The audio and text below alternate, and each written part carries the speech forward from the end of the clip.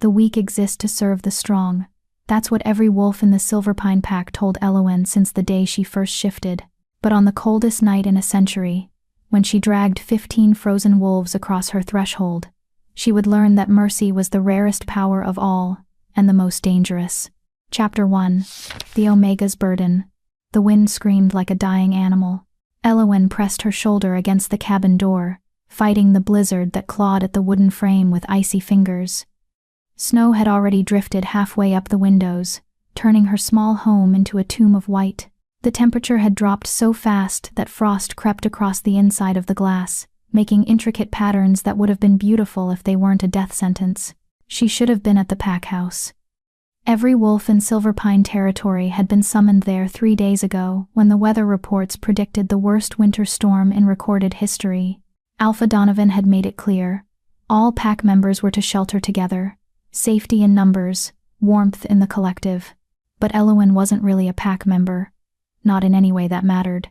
Omega, they called her. The lowest rank. The weakest link. Born without the strength to fight. Without the dominance to lead. Without even the average abilities that would make her useful for hunting or patrol. Her wolf was small, her human form unremarkable, and her presence in the pack was tolerated only because werewolf law forbade abandoning your own kind. Barely. Don't bother coming to the pack house, Beta Thomas had told her when she'd approached the gathering group. His lip had curled with distaste as he looked her up and down. We don't have space for dead weight. The generators are for wolves who contribute. You'll just take up resources. His mate, Catherine, had laughed a bright, crystalline sound that cut deeper than any growl. Honestly, Elowen, you'd probably be warmer in your little cabin anyway. Less body heat to share means less for everyone else. Stay where you belong. Where she belonged. Alone. Always alone. So she'd stocked her cabin with what little she had: canned goods, candles, firewood. She'd spent months collecting and chopping herself, because no one would help her. Her wolf whimpered inside her chest, a small presence that felt more like a frightened dog than a predator. They weren't built for survival. Not really. But they would try. The storm had been raging for 2 days now. Elowen had burned through half her firewood, keeping the small space heated. She'd wrapped herself in every blanket she owned, layered 3 pairs of socks on her feet, and still her fingers were numb. The wind found every crack, every gap in the old cabin's walls. This place had been built for storage, not living, but it was what the pack had given her. Better than nothing, they said. Be grateful, they said. Elowen was trying to be grateful. She really was. She stirred the thin soup on her wood stove, mostly hot water, with a few vegetables and a precious handful of rice. She needed to make her supplies last. No one would check on her. No one would bring her food. If she died out here, they'd find her body in the spring thaw and shrug. Omega couldn't handle the cold, they'd say. Weak wolf. At least she didn't drain our resources. Her hand trembled as she lifted the spoon to her lips. The soup was barely warm, but it was something. Heat from the inside out. Her mother had taught her that, back before the sickness took her. Back when Elowen still had someone who cared if she lived or died. You're stronger than they think, little moon, her mother had whispered on her deathbed, her hand cold in Elowen's grip. Omega doesn't mean worthless. It means you see what others miss. You feel what others ignore. That's a gift, baby. Don't let them convince you otherwise.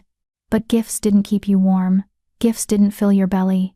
Gifts didn't stop the other wolves from sneering when you walked past. Elowen was setting down her bowl when she heard it. A sound beneath the howling wind. A scratching, weak and desperate.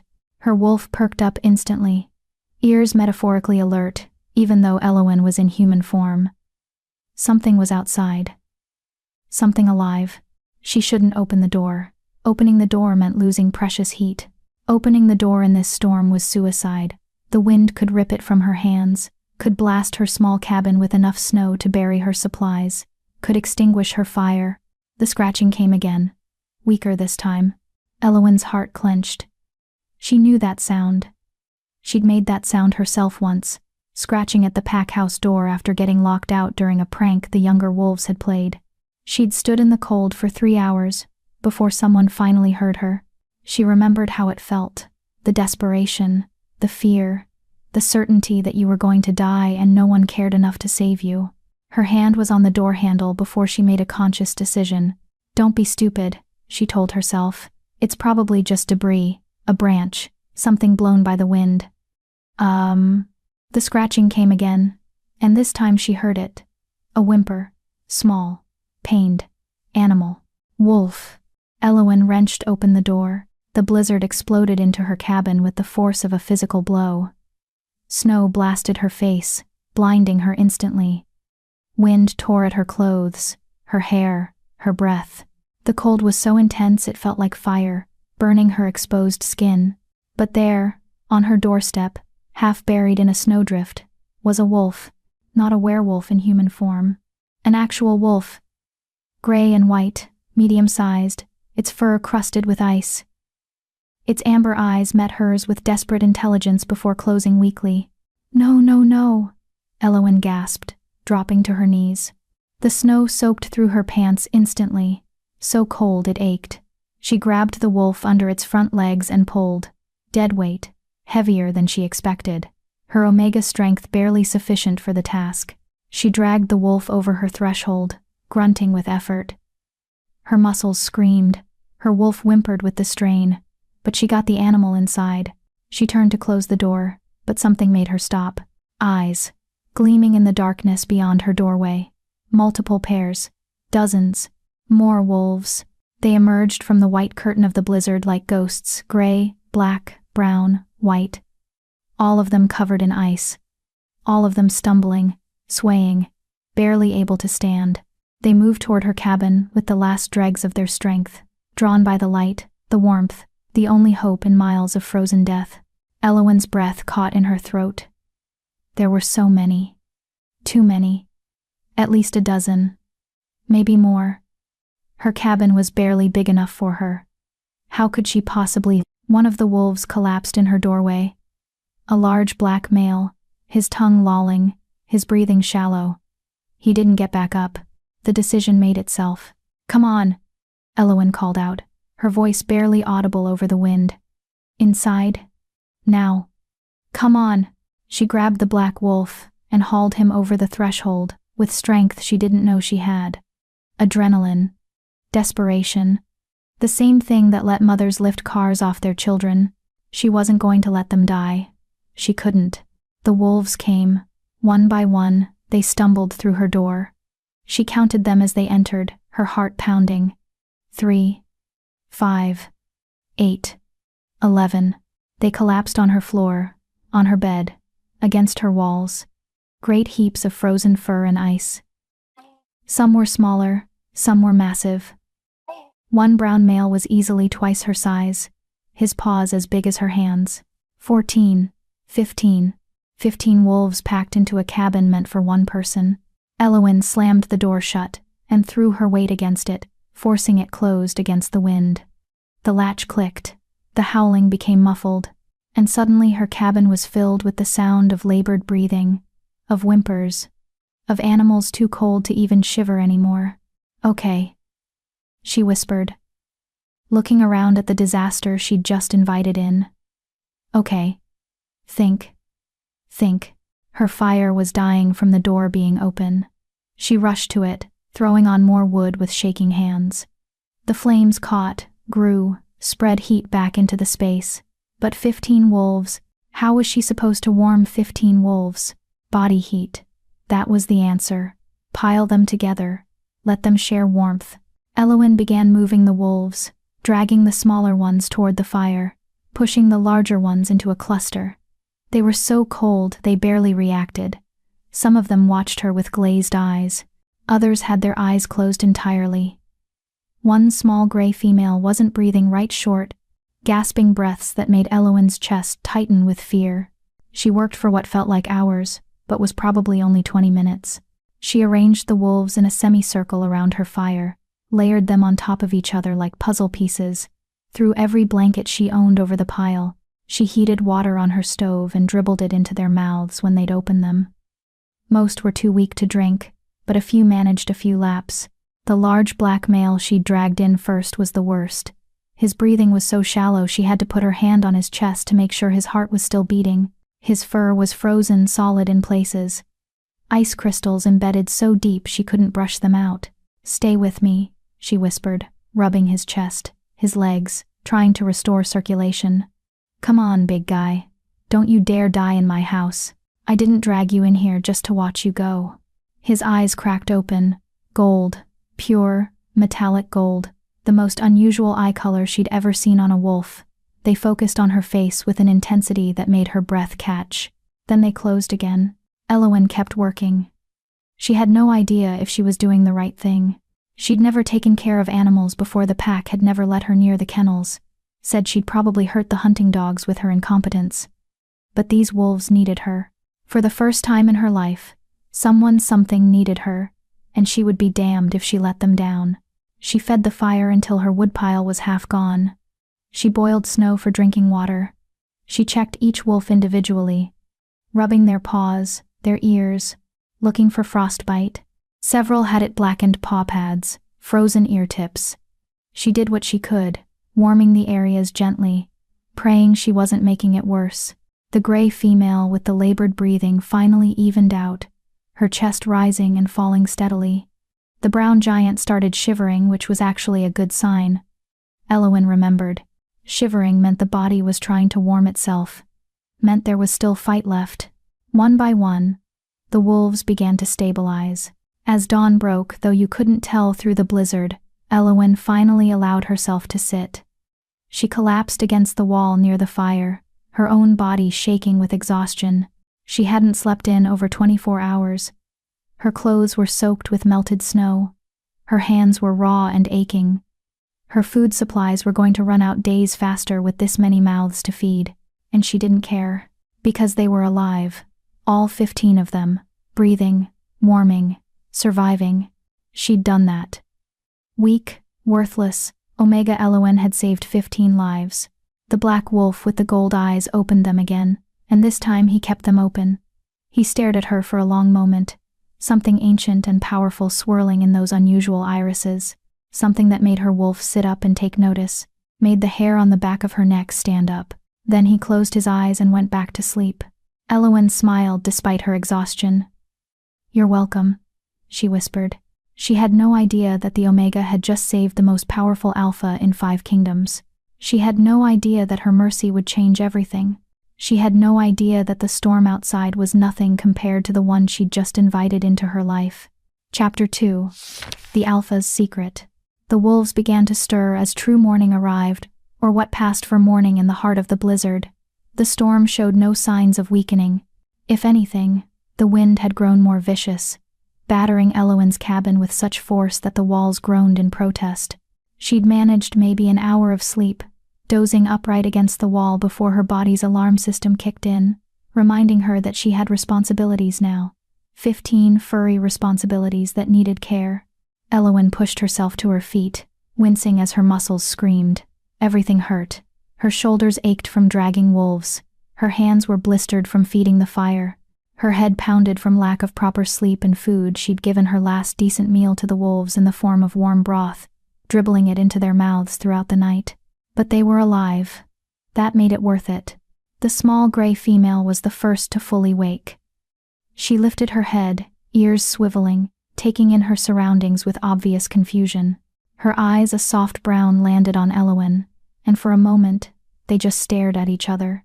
Then the wolf's tail thumped once against the floor. "Thank you," that tail thump said. "I understand what you did." Elowen felt her throat tighten with unexpected emotion. "You're welcome," she whispered. The gray female struggled to her feet, shaky but determined. She limped over to Elowen. One of her back paws was badly frostbitten, and pressed her head against Elowen's leg. The gesture was so trusting, so grateful, that Elowen had to bite her lip to keep from crying. When was the last time anyone had touched her with kindness? She couldn't remember.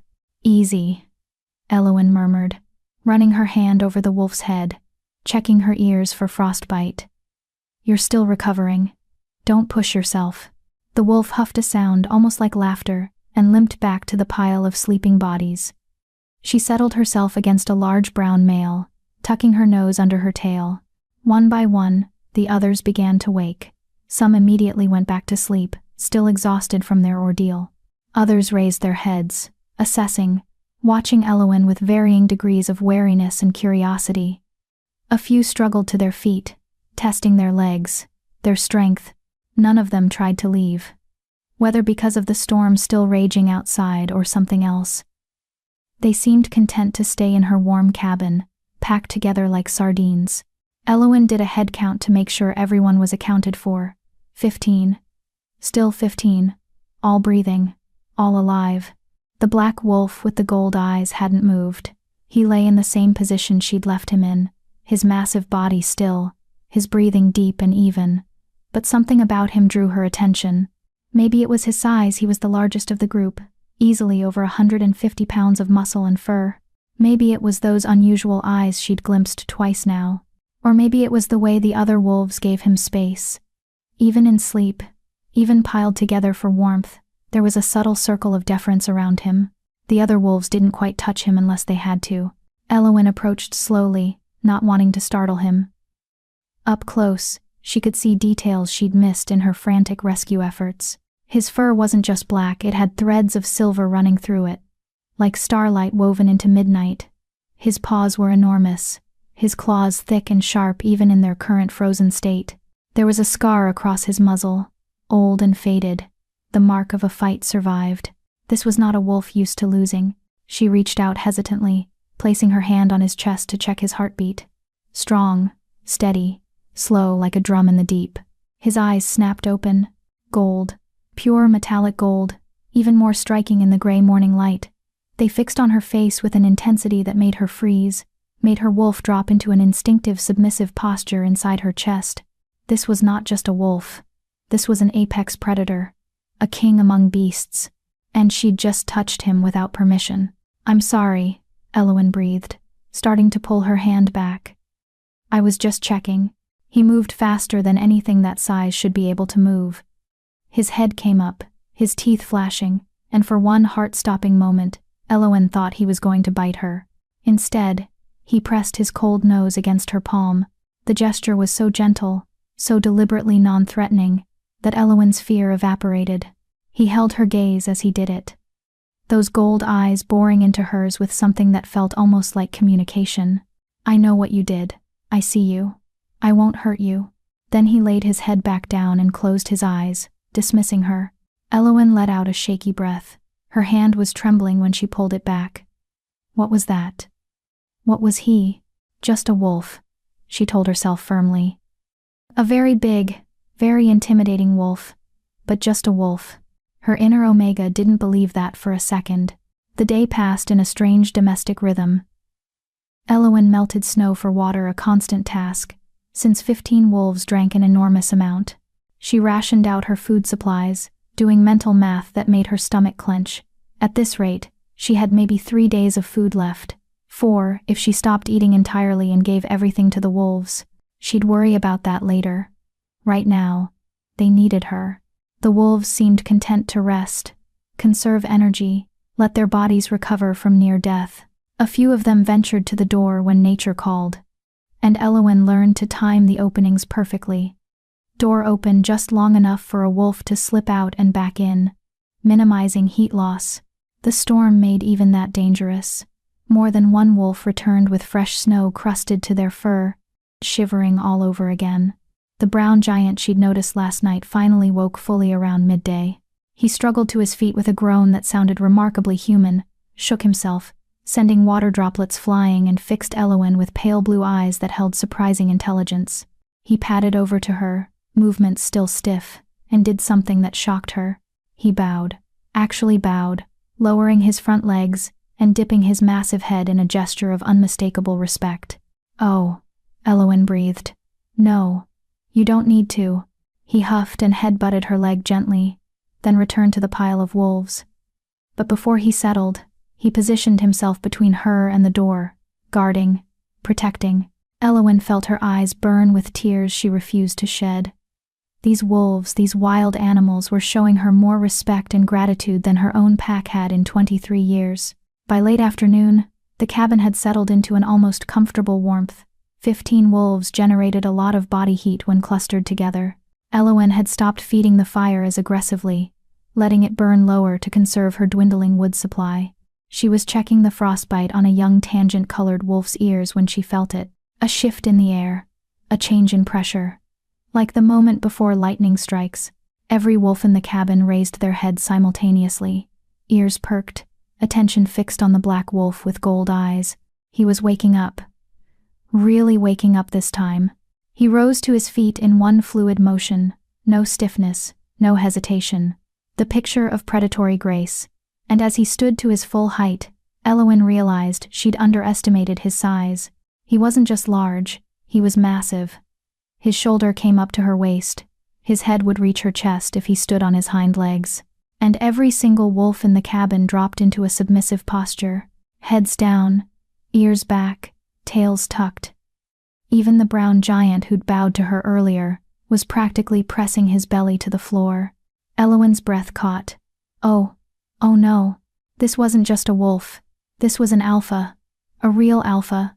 The kind that commanded instant obedience, whose dominance was so powerful it radiated like heat from a forge.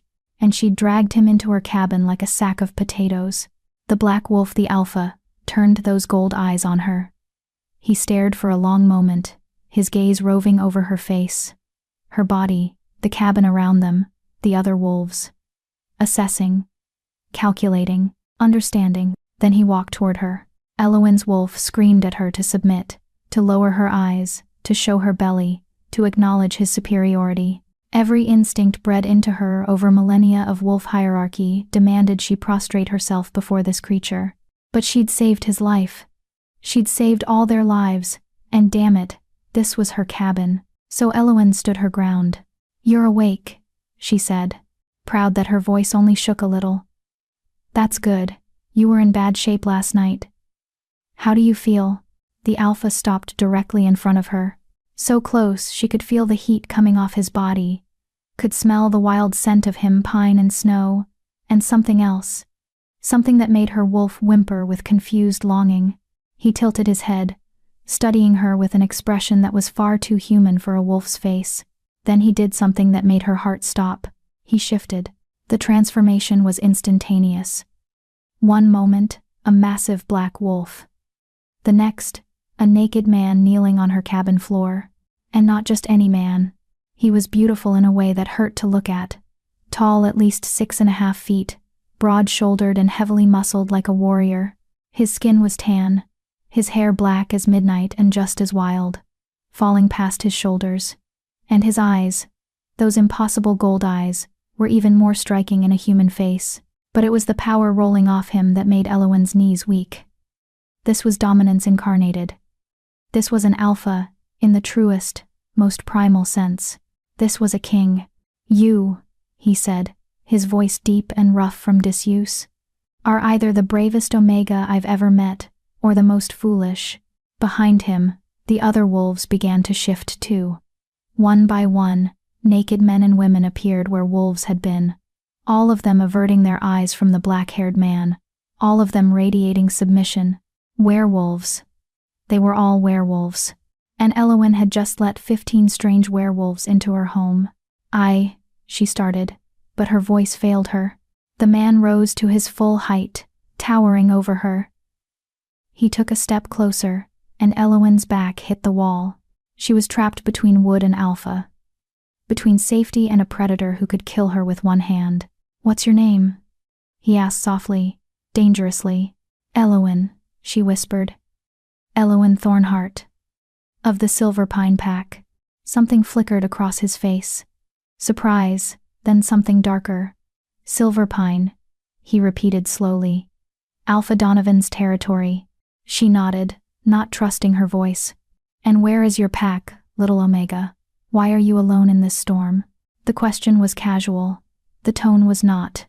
There was steel beneath silk, threat beneath courtesy. Elowen lifted her chin, drawing on reserves of courage she didn't know she possessed. "They didn't want me at the pack house. Said I'd be a drain on resources. So I stayed here." Silence, heavy and suffocating. Then, "They left you to die." It wasn't a question.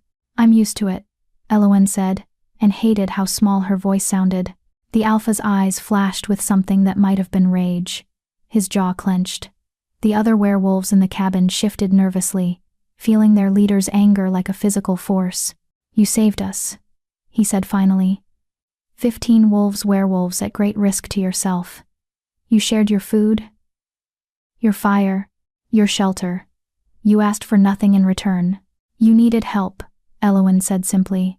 I couldn't let you die. Even knowing what we were? Even knowing the danger? I didn't know what you were until 30 seconds ago, she admitted.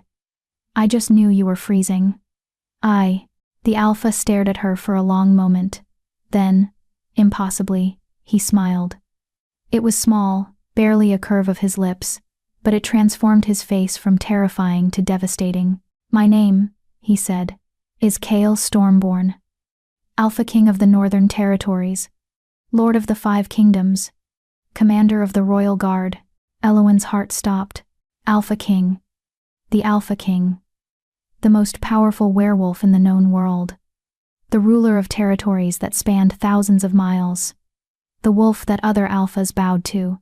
She'd dragged the Alpha King across her threshold and made him drink broth from a chipped bowl. Oh, goddess, she breathed. Oh, goddess, I'm so sorry. I didn't know. I never would have. Never would have what? Kale interrupted gently. Saved my life? Saved the lives of my royal guard? He gestured to the other werewolves, who were watching the exchange with expressions ranging from awe to amusement, because that's what you did. Elowen Thornheart, you saved the king and his most trusted warriors, without hesitation, without expectation of reward. I just did what anyone would do, she stammered. No. His voice was firm. You did what almost no one would do. You showed mercy to strangers, compassion to creatures who could have torn you apart. Selflessness, when you had every reason to be selfish. He reached out slowly, telegraphing his movement, giving her every chance to pull away. When she didn't, he cupped her face with one large hand. His palm was warm, calloused, gentle. You are no Omega, Elowen Thornheart, he said quietly. You are a queen who doesn't know her own worth. Elowen's world tilted, and outside, the storm began to scream. Chapter 3. The King's Decree. Elowen couldn't breathe, couldn't think. The Alpha King's hand on her face felt like a brand, marking her, claiming her in some way she didn't understand. His gold eyes held hers with an intensity that made her wolf roll over in complete submission, but also something else. Something that felt like recognition. Your Majesty. One of the other werewolves spoke up, a woman with auburn hair and sharp green eyes.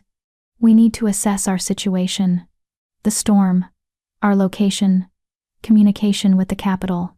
Kale's hand dropped from Elowen's face, and she immediately felt the loss of his warmth. He turned to address his guard, and the shift in his demeanor was instantaneous. Gone was the gentle male who'd called her a queen. In his place stood a commander, a ruler, every inch of him radiating authority. Report Valencia, he ordered.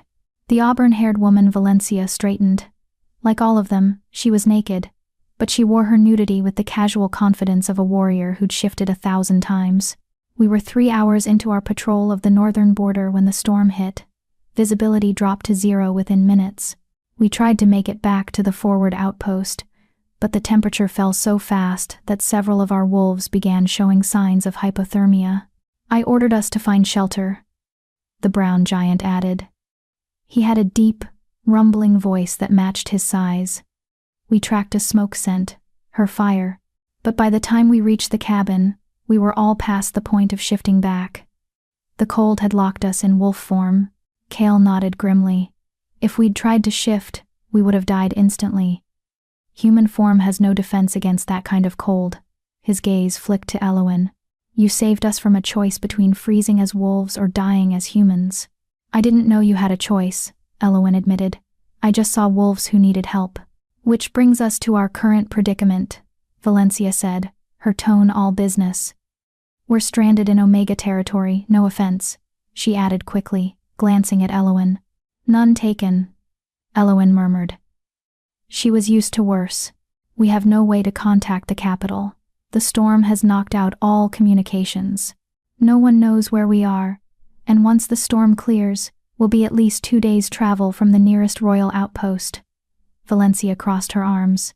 And we're completely dependent on the hospitality of a lone Omega who has every reason to hate alphas. The words hung in the air like an accusation. Kale's expression darkened. Explain. Valencia hesitated, glancing at Elowen uncertainly. Your Majesty, perhaps we should discuss this. Explain, Kale repeated, his voice dropping to a dangerous rumble that made every wolf in the cabin flinch. Why would Elowen have reason to hate alphas? Because we treat Omegas like garbage, a younger male spoke up. He had sandy, blonde hair and blue eyes that held genuine remorse. The hierarchy system. Omegas are at the bottom. They get the worst jobs, the worst housing, the worst treatment, and their own packs. He stopped, looking at Elowen with something like pity. Their own packs abandon them first when resources are scarce, like leaving them to die in a blizzard. The small gray female added quietly. She'd shifted into a petite woman with silver blonde hair and those same soft brown eyes. While the rest of the pack shelters together in warmth and safety.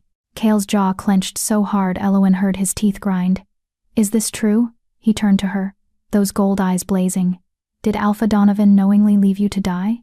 Elowen wanted to lie, wanted to make excuses, wanted to protect her Alpha because that's what Omegas did. They protected the pack, even when the pack didn't protect them. But she was so tired of lying. Yes, she said simply. Beta Thomas told me not to come to the pack house, said I'd be a waste of resources. I'm only alive right now because I'm too stubborn to die when I'm told to. The temperature in the cabin seemed to drop despite the fire. Kale's power filled the space like a living thing, pressing against Elowen's skin, making her wolf cower. But it wasn't directed at her. It was rage, pure and primal, held under iron control. I see, he said softly, too softly. And how long have you been Omega, Elowen? Since I first shifted. 14 years. 14 years of this treatment. She nodded. 14 years of being treated as less than, as disposable, as unworthy. Each word was precise, clipped, and yet, when you found 15 dying wolves on your doorstep, wolves, who could have been from the pack that abandoned you, who could have been alphas coming to mock you, you saved us anyway. They needed help, Elowen repeated. Because what else could she say? It was the truth. The only truth that mattered. Kale stared at her for a long moment, then he turned to his guard. Clothes. Now. We're not having this conversation naked. That broke some of the tension. Several of the wolves actually smiled, and the blonde male who Elowen was starting to realize was younger than the others. Maybe early 20s, laughed outright. Your Majesty, in case you haven't noticed, we lost everything in the storm, Valencia pointed out dryly. Unless our host has 15 sets of spare clothes lying around, we're out of luck. All eyes turned to Elowen. She felt her face heat. I have some clothes. They won't fit most of you, but... She moved to her tiny closet, painfully aware of how shabby her possessions must look to royalty. She pulled out everything she had, a few oversized shirts her mother had left behind, some threadbare blankets that could work as wraps, a pair of men's work pants she'd found at a second-hand market. It wasn't much. It wasn't nearly enough. I'm sorry, she said quietly. This is all I have. The small gray female, now a petite blonde, approached gently. May I? She gestured to a blanket. Elowen nodded, and watched as the woman expertly wrapped it around herself, toga style, securing it with a knot at her shoulder. My name is Lyra, she said with a warm smile, and this is perfect. Thank you. The others followed suit, making do with what little Elowen could offer. The men ended up with blankets around their waists like kilts. The women created various wrap dresses. Only Kyle refused the offered clothing, standing in the center of the cabin in all his naked glory like some ancient god of war. Your Majesty, Valencia said pointedly. Clothes. I'm fine, Kale replied, his attention still fixed on Elowen. I want to discuss something more important than modesty. Oh, this should be good, the brown giant muttered. He'd introduced himself as Garrett, captain of the Royal Guard. I know that tone. That's your I'm about to do something crazy tone. It's not crazy, Kale said mildly. It's justice. He moved toward Elowen again, and she fought the urge to back away. He stopped just within arm's reach, close enough that she had to tilt her head back to maintain eye contact, close enough that his power washed over her like waves. "Elowen Thornheart," he said formally, "you saved my life. You saved the lives of my 15 royal guards. By the old laws, by the ancient codes that govern our kind, this creates a life debt. Do you know what that means?" She shook her head, not trusting her voice. "It means I owe you a boon, anything within my power to grant. Wealth, land, title, protection, name it, and it's yours." Elowen's mind went blank. Anything at all? She could ask for money, enough to leave Silverpine, to start over somewhere far away where no one knew she was Omega. She could ask for a home, a real home with strong walls and a proper bed. She could ask for, "I don't want anything," she heard herself say. Kale's eyebrows rose. "Nothing? You don't owe me anything. I just did what was right." "Which is precisely why you deserve to be rewarded," he countered. "Elowen, be reasonable. You have nothing. Your pack has cast you out in all but name. You're surviving on scraps in a cabin that's barely standing. Let me help you." Something in his tone, not pity, but something close to it, made her spine stiffen. "I'm fine. You're starving," he said bluntly. "I can see your ribs. When did you last have a full meal?" Elowen's face burned with shame. "That's none of your—" "3 days ago," Lyra interrupted softly. "I can smell it on her. She hasn't eaten properly in at least 3 days, and her food stores." She glanced at the nearly empty shelf. "She has maybe enough for 2 more days, and she was going to give it all to us. Wasn't she?" The silence was damning. "Elowen," Kale said, and his voice had gone gentle again. Dangerously gentle. "Tell me the truth. If we stay here until the storm ends, will you have enough food for yourself?" She wanted to lie. Goddess, how she wanted to lie. "No," she whispered, "but I'll manage. I always do." "Unacceptable." The word was flat, final. Kale turned to his guard. "Inventory. What do we have that could help?" "Nothing," Garrett admitted. "We were traveling light for the patrol. No supplies beyond what we carried in wolf form, and we lost everything in the storm. Then we hunt," Kale decided. "Storm or no storm, there has to be game out there. You can't." Elowen interrupted. "The storm is too severe. You'll die if you go out there for more than a few minutes. I've been watching it. Nothing could survive out there, which means any game that was nearby is either dead or sheltered so deep you'd never find it." Kale's frustration was palpable. "Then what do you suggest? We all sit here and watch you starve to feed us?" "I suggest you stop worrying about me," Elowen said, lifting her chin. "I'm not your responsibility. I'm not anyone's responsibility. I've been taking care of myself for a long time, and I'll keep doing it." "You shouldn't have to," Lyra said quietly. "No one should have to survive alone like this." "Well, that's what Omegas do," Elowen replied, unable to keep the bitterness from her voice. "We survive in the cracks, in the spaces no one else wants.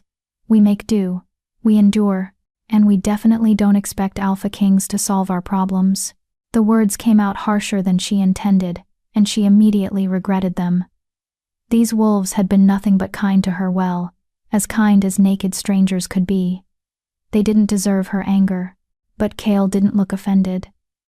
"If anything," he looked thoughtful. "You're right," he said finally. "You've been surviving alone, enduring abuse that should never have been tolerated, treated as lesser by wolves who should have protected you." He paused. "But that ends now." "What?"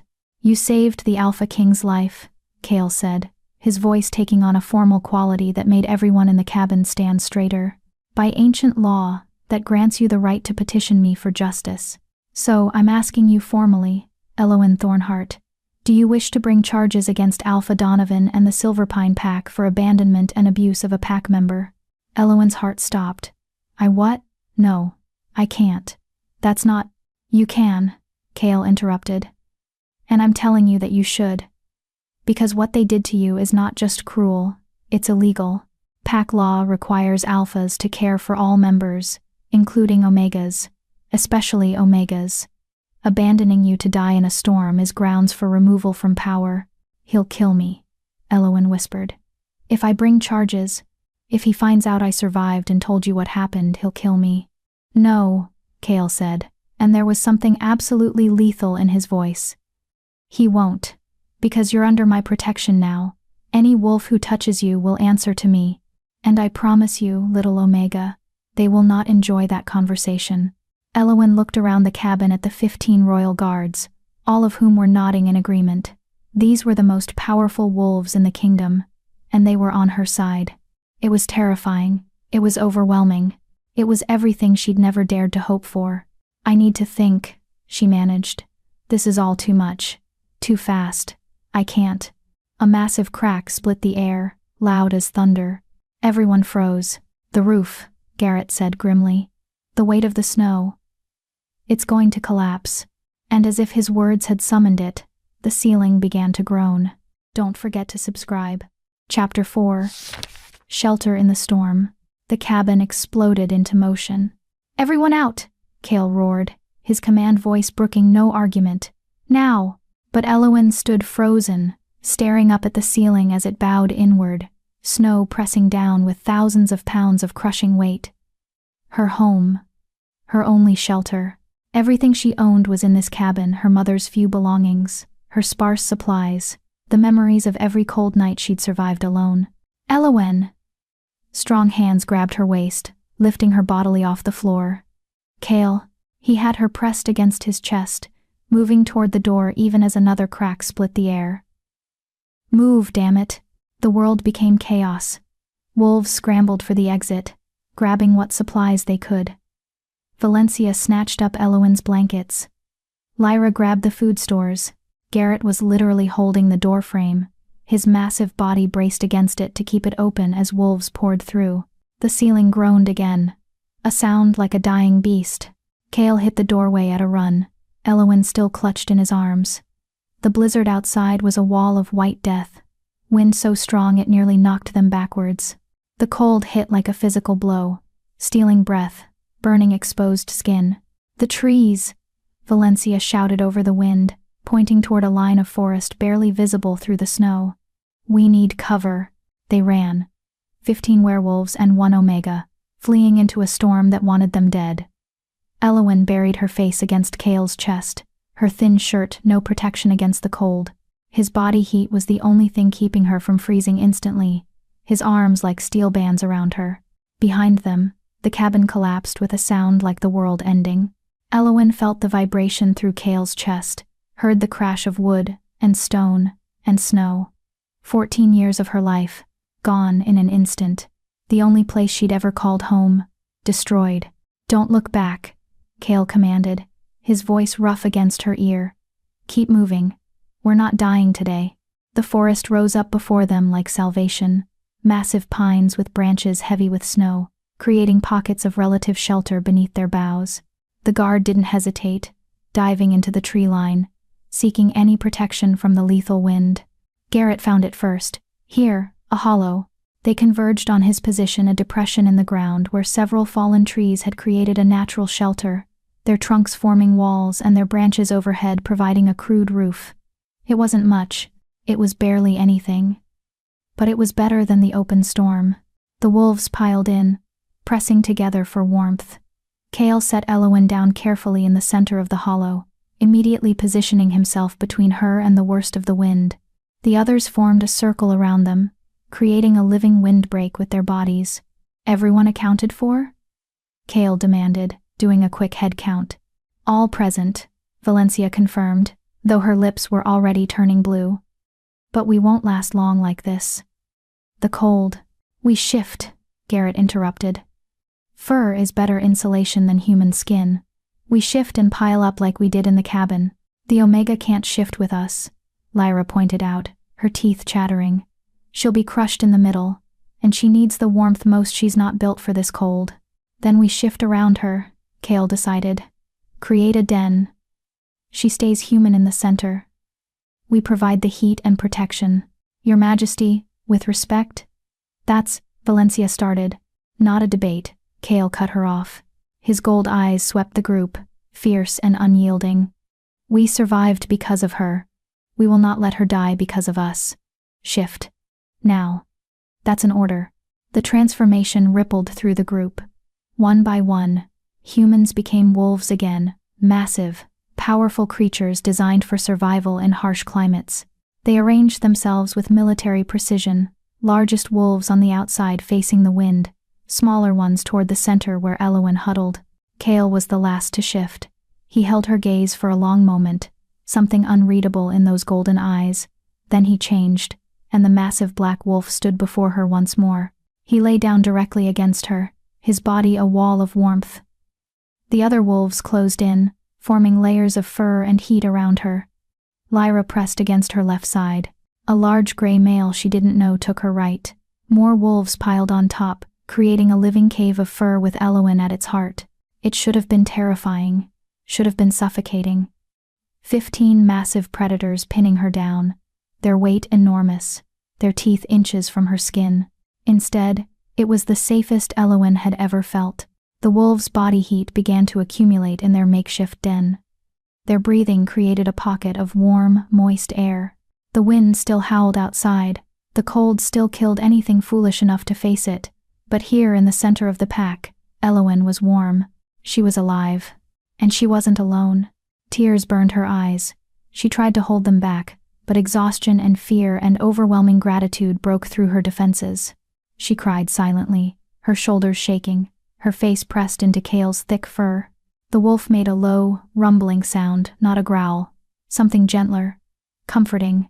His massive head turned, and he nuzzled her face with his muzzle, licking away her tears with a warm tongue. "I'm sorry," she whispered. "I'm sorry I lost your shelter. I'm sorry I couldn't keep you safe. I'm sorry." Kale huffed a sound of clear disagreement and nuzzled her again. Around them, the other wolves made similar sounds. Reassurance. Comfort. Pack noises. Elowen realized with a start. They were treating her like pack. "Rest," a voice said. Elowen's eyes snapped open in shock. The voice had been in her head, warm and deep, and unmistakably Kale's. "You've done enough, brave Omega. Let us protect you for a while." "How?" she started. "Alpha privilege," he replied, amusement coloring his mental tone. "I can speak mind to mind with any wolf in my presence. Now stop thinking and sleep. You're exhausted, and we have a long wait ahead of us. The storm will end when it ends. We'll survive it together, I promise." Elowen wanted to argue, wanted to stay vigilant, to watch for dangers, to keep herself separate and safe the way she'd learned to do. But she was so tired, bone-deep, soul-weary tired, and for the first time in 14 years, she had something telling her it was okay to rest. So she closed her eyes and let the darkness take her.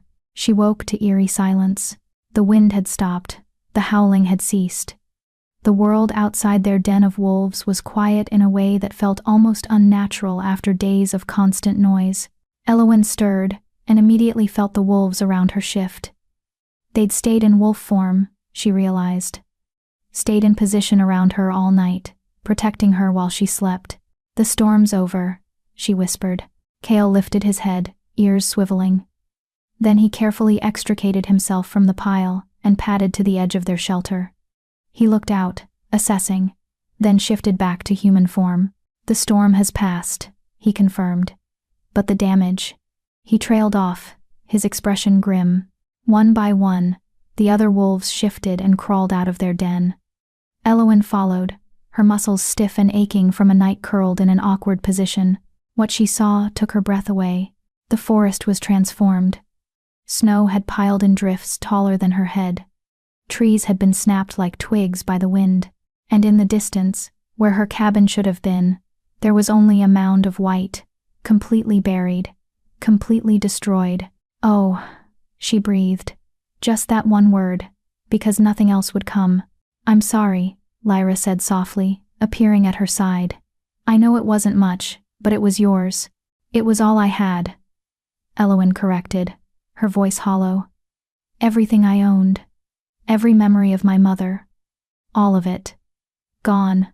"Not everything," Valencia said, holding up the bundle of blankets she'd grabbed during the evacuation. We saved what we could. It wasn't much. A few blankets, some canned goods, her mother's old shawl.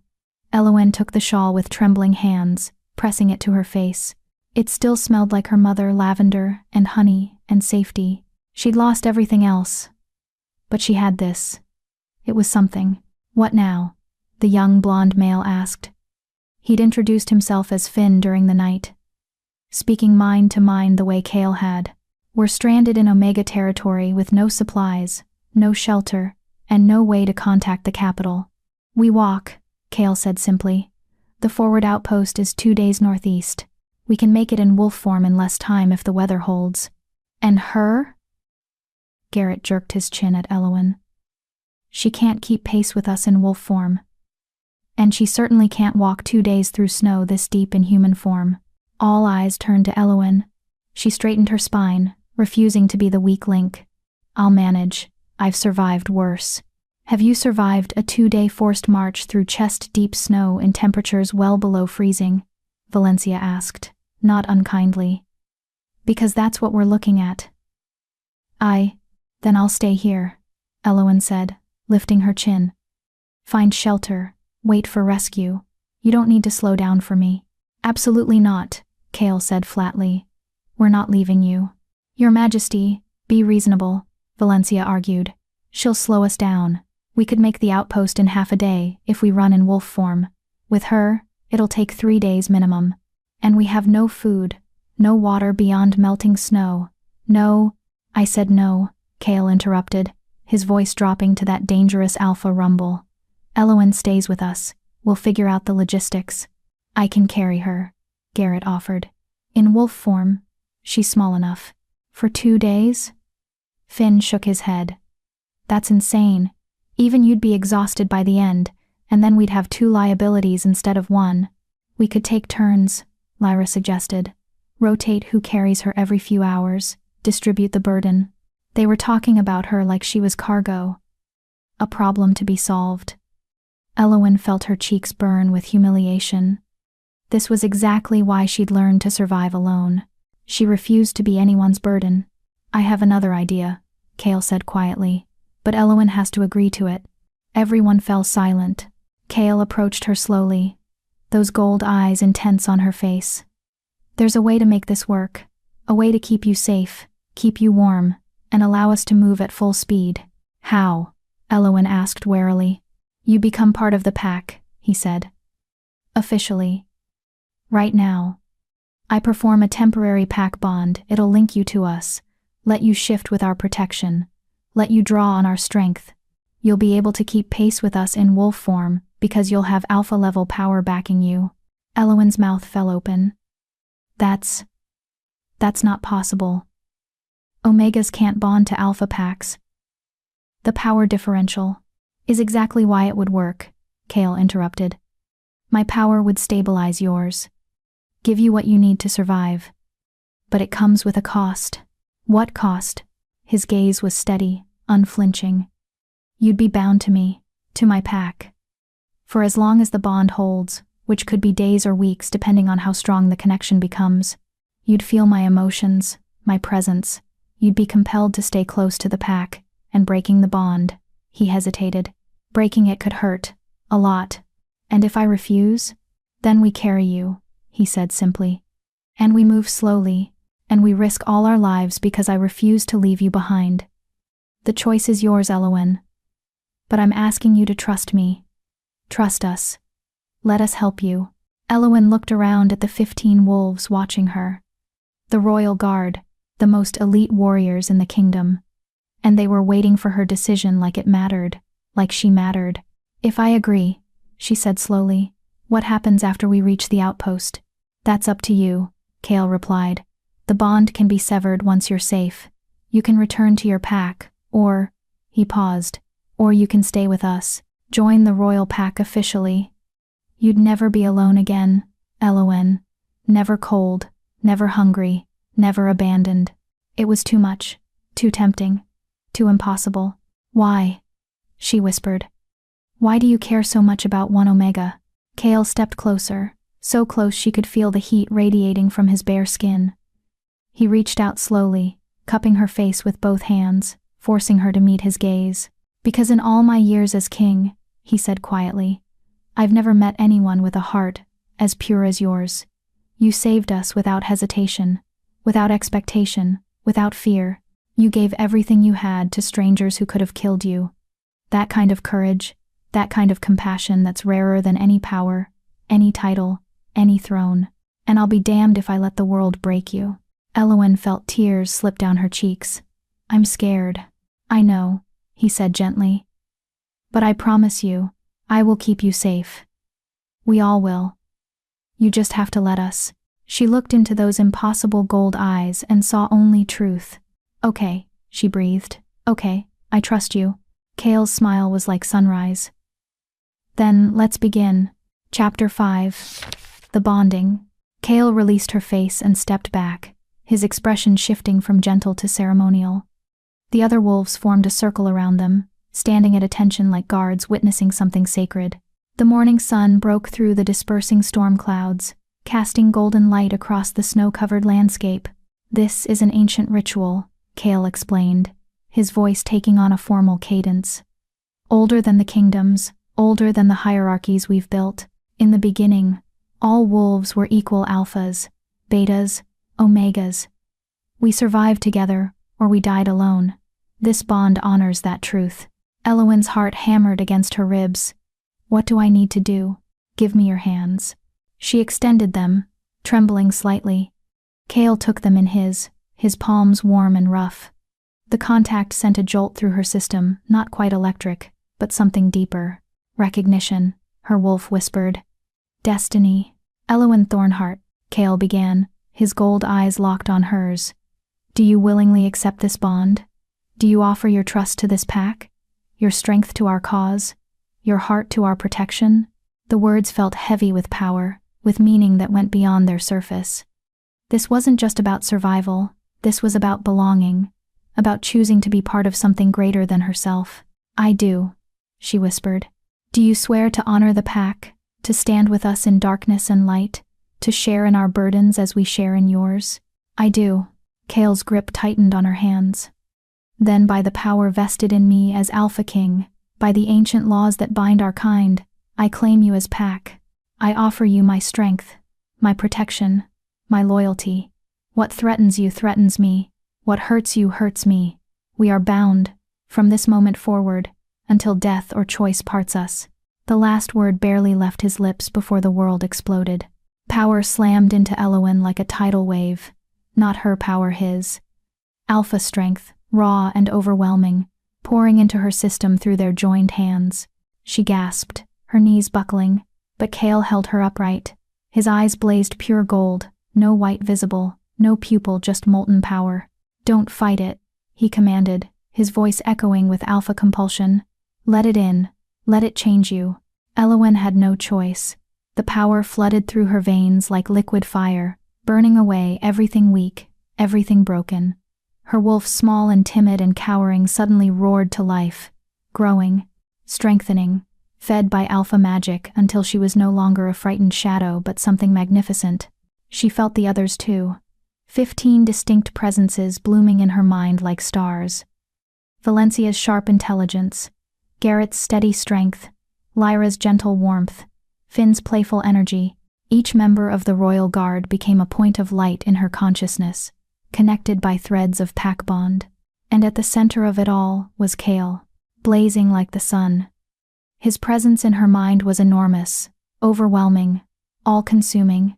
She felt his power, yes, but also his emotions, his fierce protectiveness, his unexpected tenderness, his absolute certainty that she was worth saving. It was too much, too intense. Elowen felt herself fracturing under the weight of it all. "Stay with me," Kale's voice, both out loud and in her mind. "You can handle this. You're stronger than you know." "I can't," she gasped.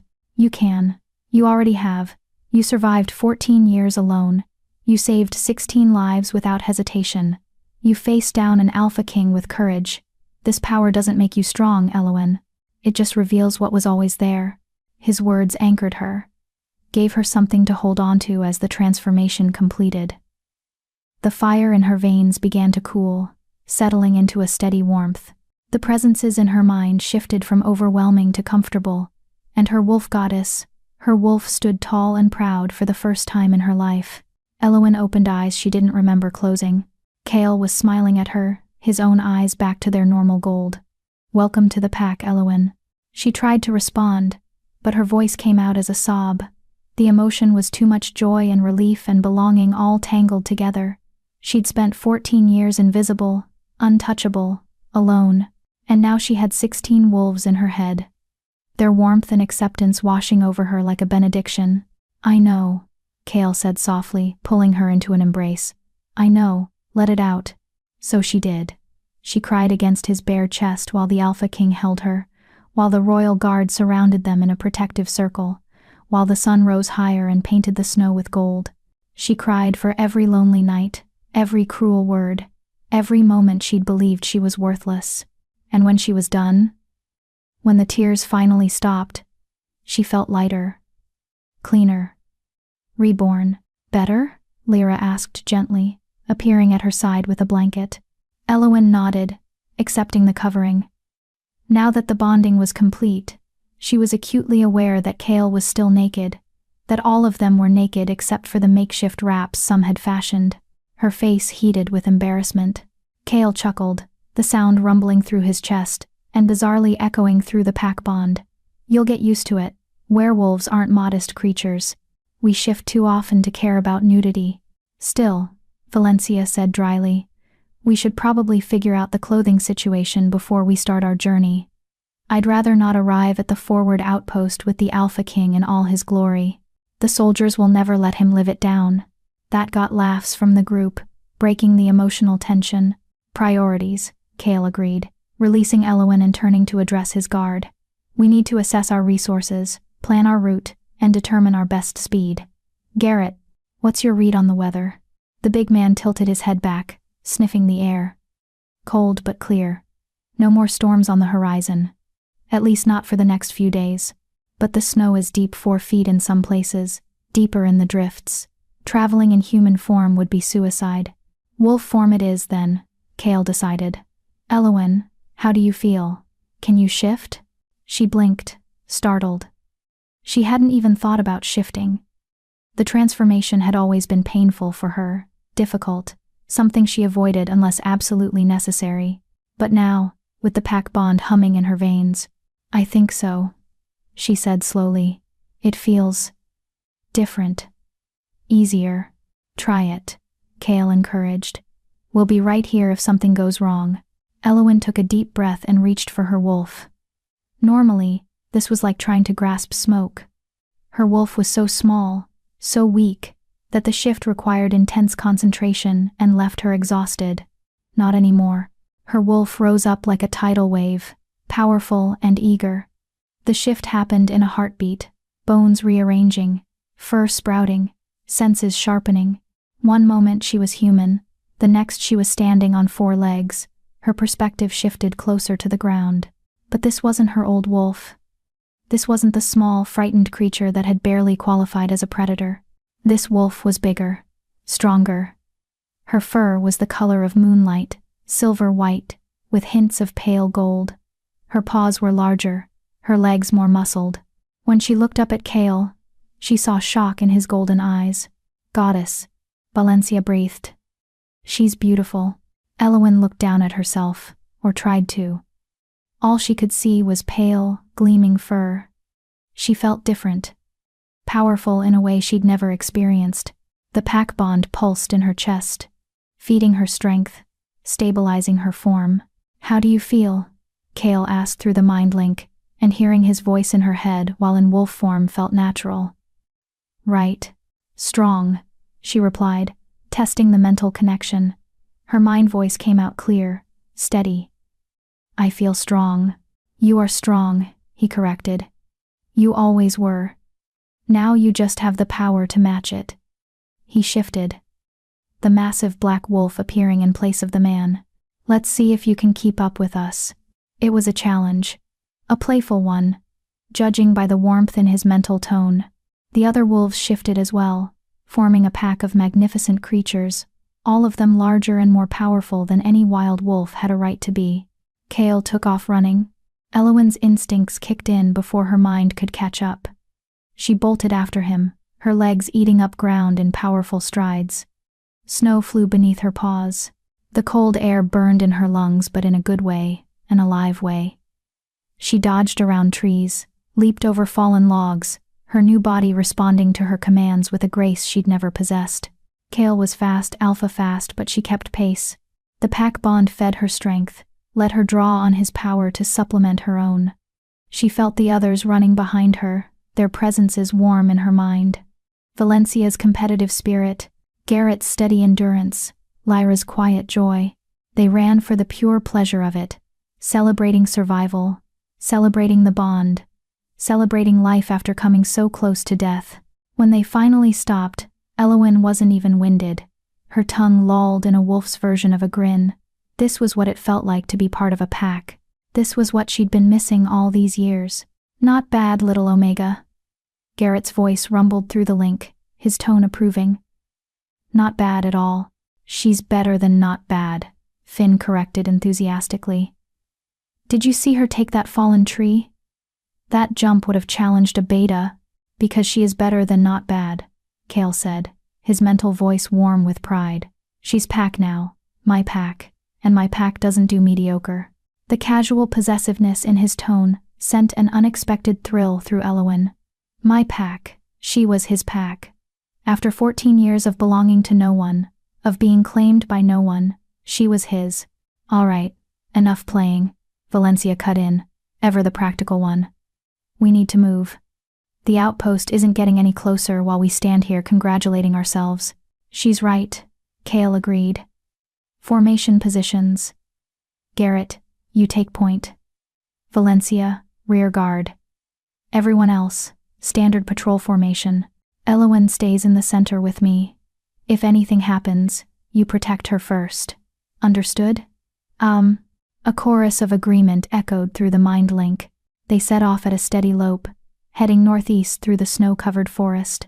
The formation was clearly practiced. The royal guards moved with military precision, each wolf knowing their position, their role.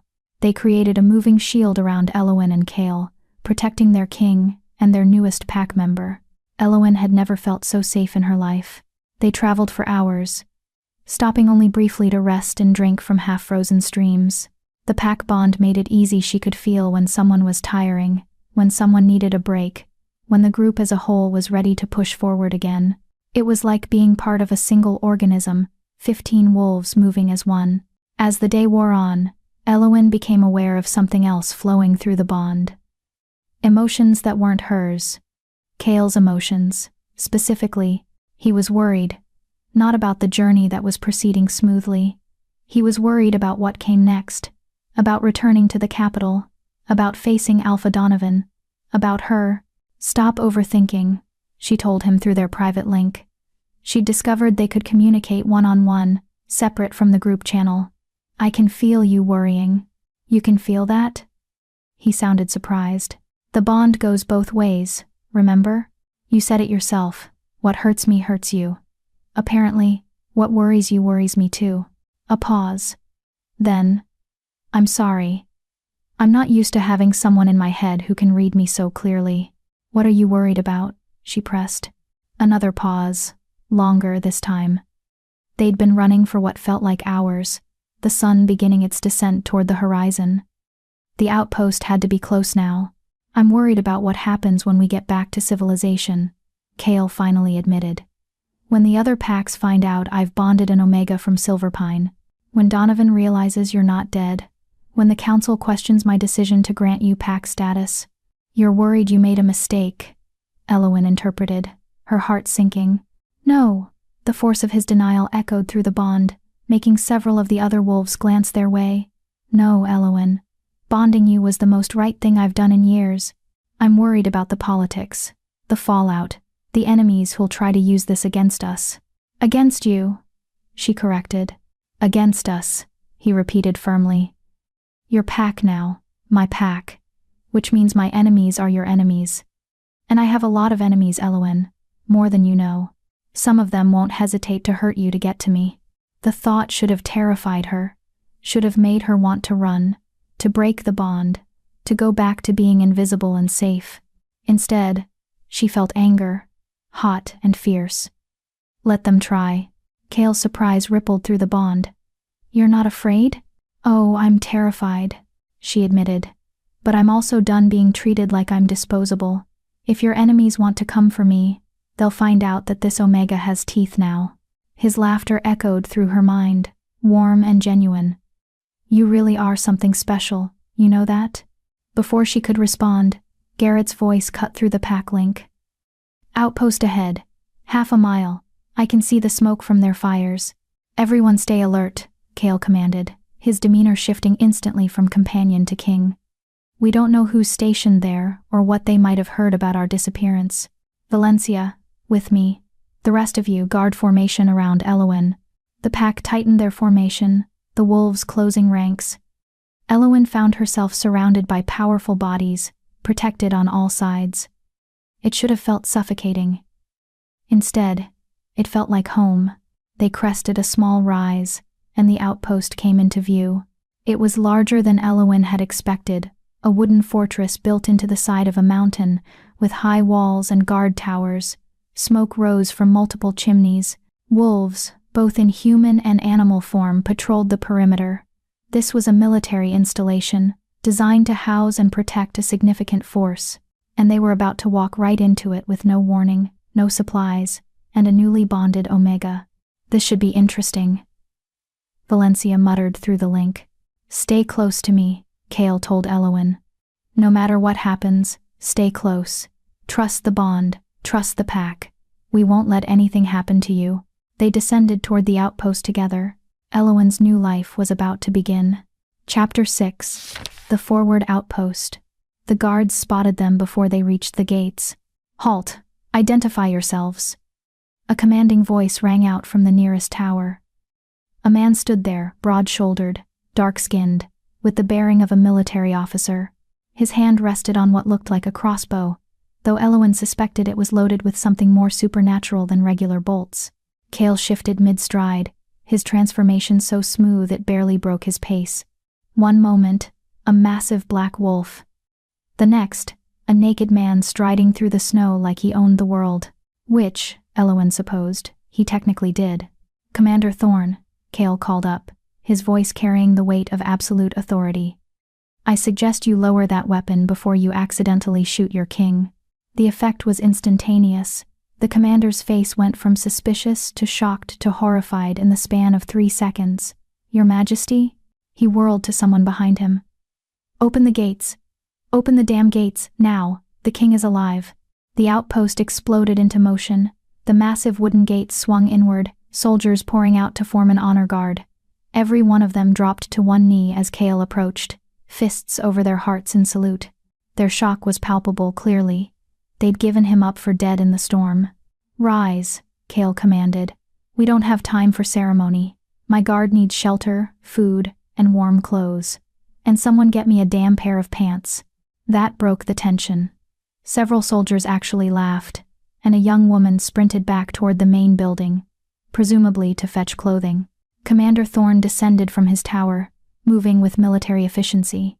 He was older than Kale, mid-50s, perhaps with gray threading through his black hair and scars that spoke of decades of service. When he reached Kale, he didn't kneel again. Instead, he clasped forearms with his king, in what was clearly a gesture of deep respect and relief. We thought you were dead, Thorn said bluntly, his voice rough with emotion. The storm hit so fast, so hard. When you didn't return from patrol and we lost all communication. The capital has been in chaos for 3 days. They're preparing succession protocols. Kale's expression darkened. Succession protocols? Already? The council insisted. With no word from you or your guard, they assumed the worst. Thorn's gaze swept over the assembled wolves, still in animal form. I see you all survived. That's miraculous, honestly. How? We'll brief you inside, Kale said, after we're warm and clothed. But first. He turned, gesturing toward where Elowen stood in wolf form, still surrounded by her protective guard. I need to introduce someone. Every eye in the outpost turned toward her. Elowen fought the urge to shrink back, to make herself small and invisible like she'd learned to do in Silverpine. But she wasn't in Silverpine anymore. She was Pack now. Kale's pack. She had 16 wolves at her back who would die for her. So she lifted her head and met their stares head-on. "Shift, Elowen," Kale said gently through their private link. "Let them see you. Show them the wolf who saved their king." She shifted, the transformation coming easily now. Human again, she stood in the snow wearing nothing but her mother's shawl which she clutched around herself desperately. Her long dark hair fell around her shoulders, and she could feel every soldier's gaze assessing her. Small, thin, unremarkable. Everything in Omega was supposed to be, except for her eyes. Her eyes, she knew, now held the reflection of alpha power. The bond had changed her on a fundamental level, and it showed. "Gentlemen," Kale said, his voice carrying across the outpost. "This is Elowen Thornheart. She's the reason your king stands before you today. She saved my life, and the lives of my entire guard during the storm. She gave us shelter, warmth, and protection at great personal cost. And as of this morning, she is a full member of the royal pack." The silence that followed was deafening. Then Commander Thorn did something that made Elowen's throat tight. He went down on one knee, fist over his heart, and bowed his head. "My lady," he said formally, "you have the gratitude of the Northern Guard and the loyalty of every soldier in this outpost. Welcome." One by one, the other soldiers followed suit. Dozens of warriors, dropping to their knees in the snow, bowing to an Omega. Elowen couldn't breathe, couldn't think. This wasn't real. This couldn't be real. "Breathe," Kale murmured through the bond. "You deserve this. Every bit of it." The young woman who'd gone for clothes returned at a run, her arms full of fabric.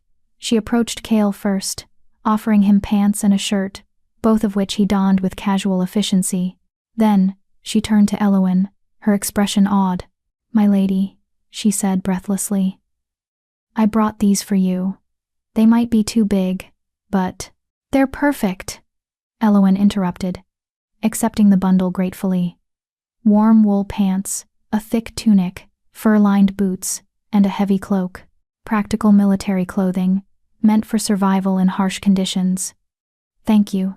The girl beamed like Elowen had given her the world. "I'm Sergeant Maya. If you need anything at all, just ask. It's an honor to serve you." "The honor is mine," Elowen replied, and meant it. She dressed quickly, aware of too many eyes still watching. The clothes were indeed too large, clearly meant for someone a foot taller and 50 pounds heavier, but they were warm and clean, and that was all that mattered. The boots were the biggest problem. She had to stuff the toes with extra fabric to keep them from falling off. The other guards shifted and dressed as well, accepting clothing from the soldiers, who seemed almost desperate to help. Within minutes, they'd transformed from a pack of wild wolves into a military unit armed, clothed, and ready for whatever came next. "Inside," Kale commanded. "Now, we need to contact the capital and brief Commander Thorn on everything that's happened. Elowen, you're with me." The last was said with a tone that brooked no argument. Not that Elowen had any intention of leaving his side. The outpost, while clearly loyal, was still full of strange wolves. Powerful wolves. Dominant wolves who made her instincts scream. Only the pack bond kept her steady. They moved as a unit toward the main building, a large structure that served as both headquarters and barracks. Inside, it was warm and bright, with fires burning in multiple hearths and the smell of cooking food making Elowen's stomach growl audibly. When was the last time she'd eaten? Yesterday? The day before? Everything since the storm hit was a blur. Kitchen first, Kale decided, apparently hearing her stomach through the bond. Or maybe just seeing the way her eyes tracked the smell of food. Then the briefing. "Your Majesty, the capital is waiting." Thorn started. "The capital can wait another 20 minutes, Kale interrupted firmly. "My pack needs food. They've been surviving on nothing for days. We eat first." The mess hall was already filled with off-duty soldiers eating an early dinner. Every conversation stopped when Kale entered. Every soldier rose to attention. "As you were," Kale said, waving them back to their seats. But of course, no one actually sat. They stood there, staring, as the Alpha King led his guard to the serving line like this was perfectly normal. Eowyn found herself ushered to the front of the line by soldiers who seemed terrified she might collapse. Plates were piled high with roasted meat, vegetables, bread, cheese, more food than she'd seen in months. She accepted it with trembling hands, overwhelmed by the sheer abundance. Kale guided her to a private table in the corner, his hand warm on the small of her back. The gesture was casually possessive in a way that made several soldiers raise eyebrows. The rest of the guard joined them, forming their familiar protective circle. "Eat," Kale ordered gently. "Don't worry about manners or propriety, just eat." Eowyn didn't need to be told twice. She dug in with a desperation that would have embarrassed her under normal circumstances. The food was simple, standard military fare, but to someone who'd been slowly starving for years, it was ambrosia. Meat that actually had flavor, bread that wasn't stale, vegetables that hadn't been rationed down to a few sad pieces. She ate until her stomach hurt, until she physically couldn't take another bite. Around her, the guard did the same. Even Kale, who probably could have maintained his kingly dignity, ate with single-minded focus.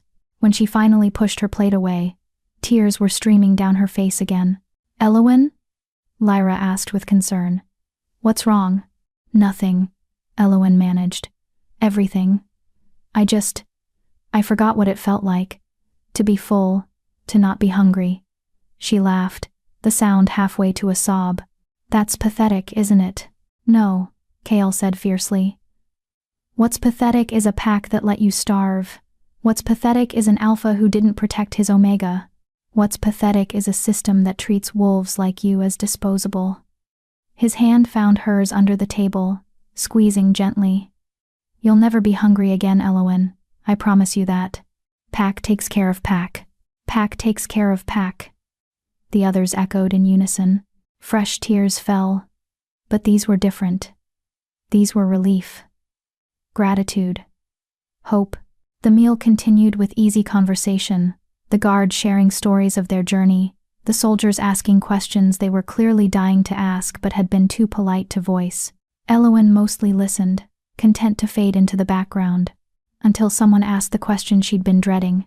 "Begging your pardon, Your Majesty," a young soldier said hesitantly.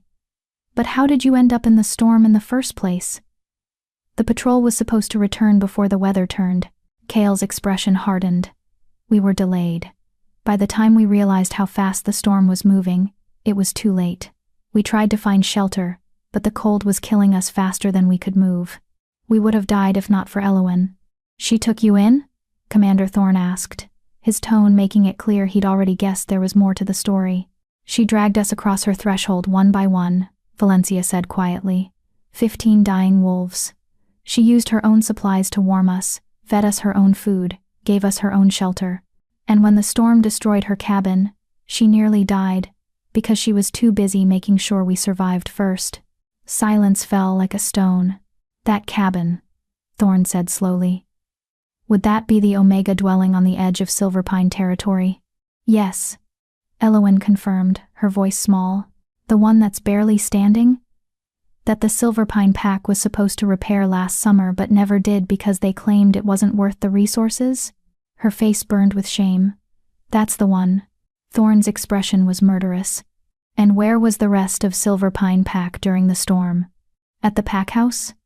All warm and safe, while they left you to die in a structure they knew wasn't sound?" "It's not," Eowyn started. "It's exactly what it sounds like." Kale interrupted, his voice arctic. "Alpha Donovan abandoned his Omega. Deliberately, with full knowledge that she would likely die. Which brings me to the real reason we need to contact the capital." He turned to Thorne.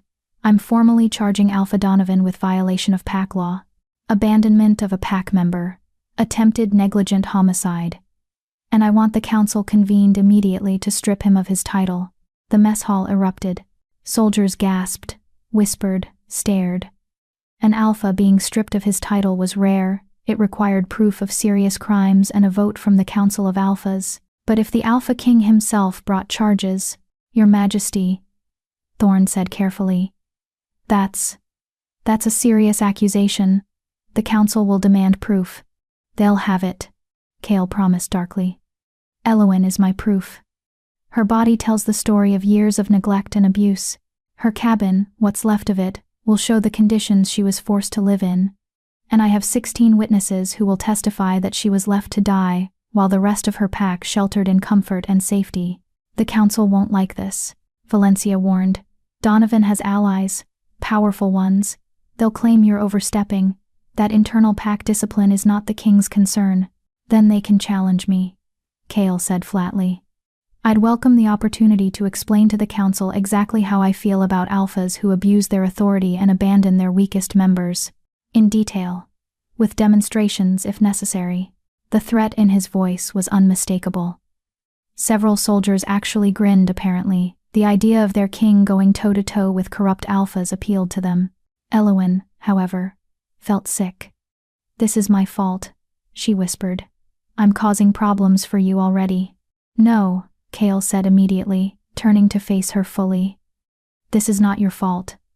This is Donovan's fault for being a piss-poor alpha.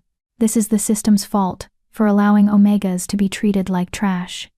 This is the council's fault for not enforcing the laws that are supposed to protect wolves like you, but it is not, and never will be, your fault. He's right, Garrett rumbled. We've been looking for an excuse to clean house in the alpha community for years.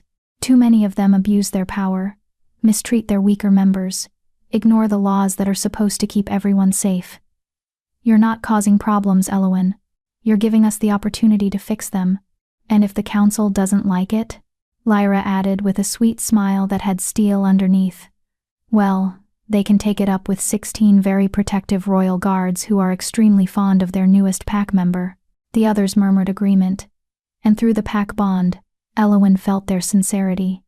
They meant it. They would fight for her. Die for her, if necessary. These wolves, she'd known for barely 2 days, cared more about her well-being than the pack she'd been born into. All right, Commander Thorn said, rising to his feet. If we're going to war with the council, we'd better do it right. Let's get you to the communications room. The capital needs to know their king is alive, and Alpha Donovan needs to know his days are numbered. They moved as a group toward the communications center, a heavily fortified room in the heart of the outpost. Elowen had never seen anything like it. Crystals covered the walls, glowing with soft light. A massive table dominated the center, its surface etched with runes and symbols she didn't recognize. Magical communication array, Finn explained, seeing her confusion. Works on pack bonds and alpha power. Lets the king communicate with the capital instantly, no matter the distance. Thorn moved to the table, placing his hands on 2 of the glowing crystals. They flared brighter at his touch. Commander Thorn of Northern Outpost 9, requesting immediate connection to the capital. Priority Alpha, the king lives.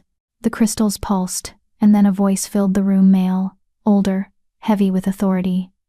This is Chancellor Aldrich of the Council. Commander, please repeat that last statement.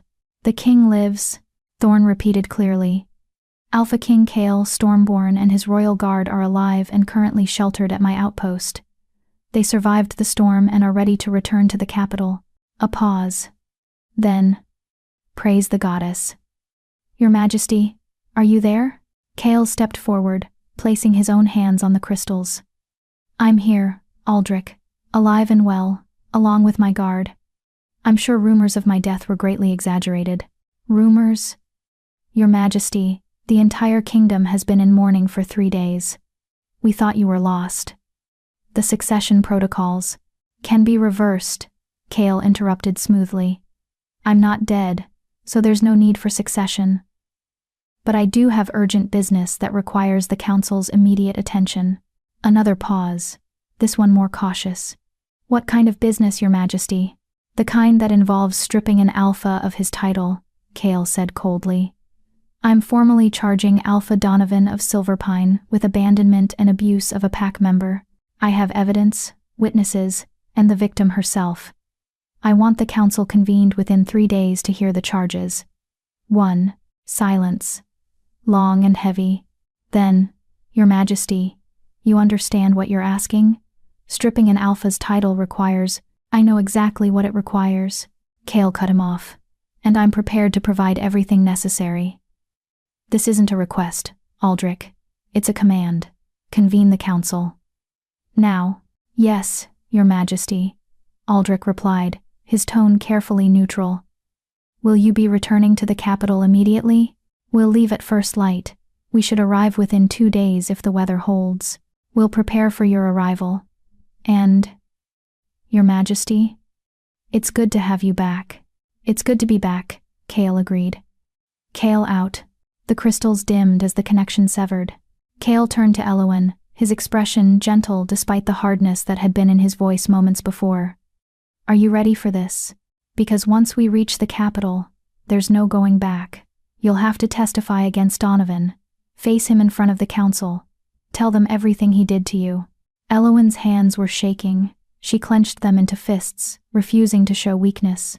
I'm terrified, she admitted. But yes, I'm ready. Because if I don't do this, he'll just do it to the next Omega. And the next. And the next. Someone has to stop him.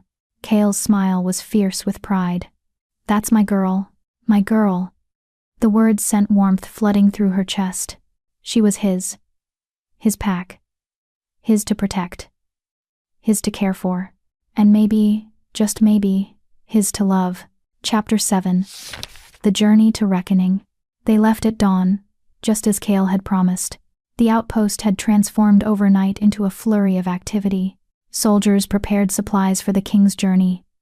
Food, water, clothing, weapons, everything the royal party might need for a 2-day trek through winter wilderness. Commander Thorne had insisted on sending an escort of 20 additional soldiers, but Cale had refused. We travel fast and light, he'd said. The guard is sufficient protection, and I need your soldiers here maintaining the northern border. We can't leave our defenses weakened just because I decided to go for a walk in a blizzard. Thorne had argued, but ultimately deferred to his king's judgment.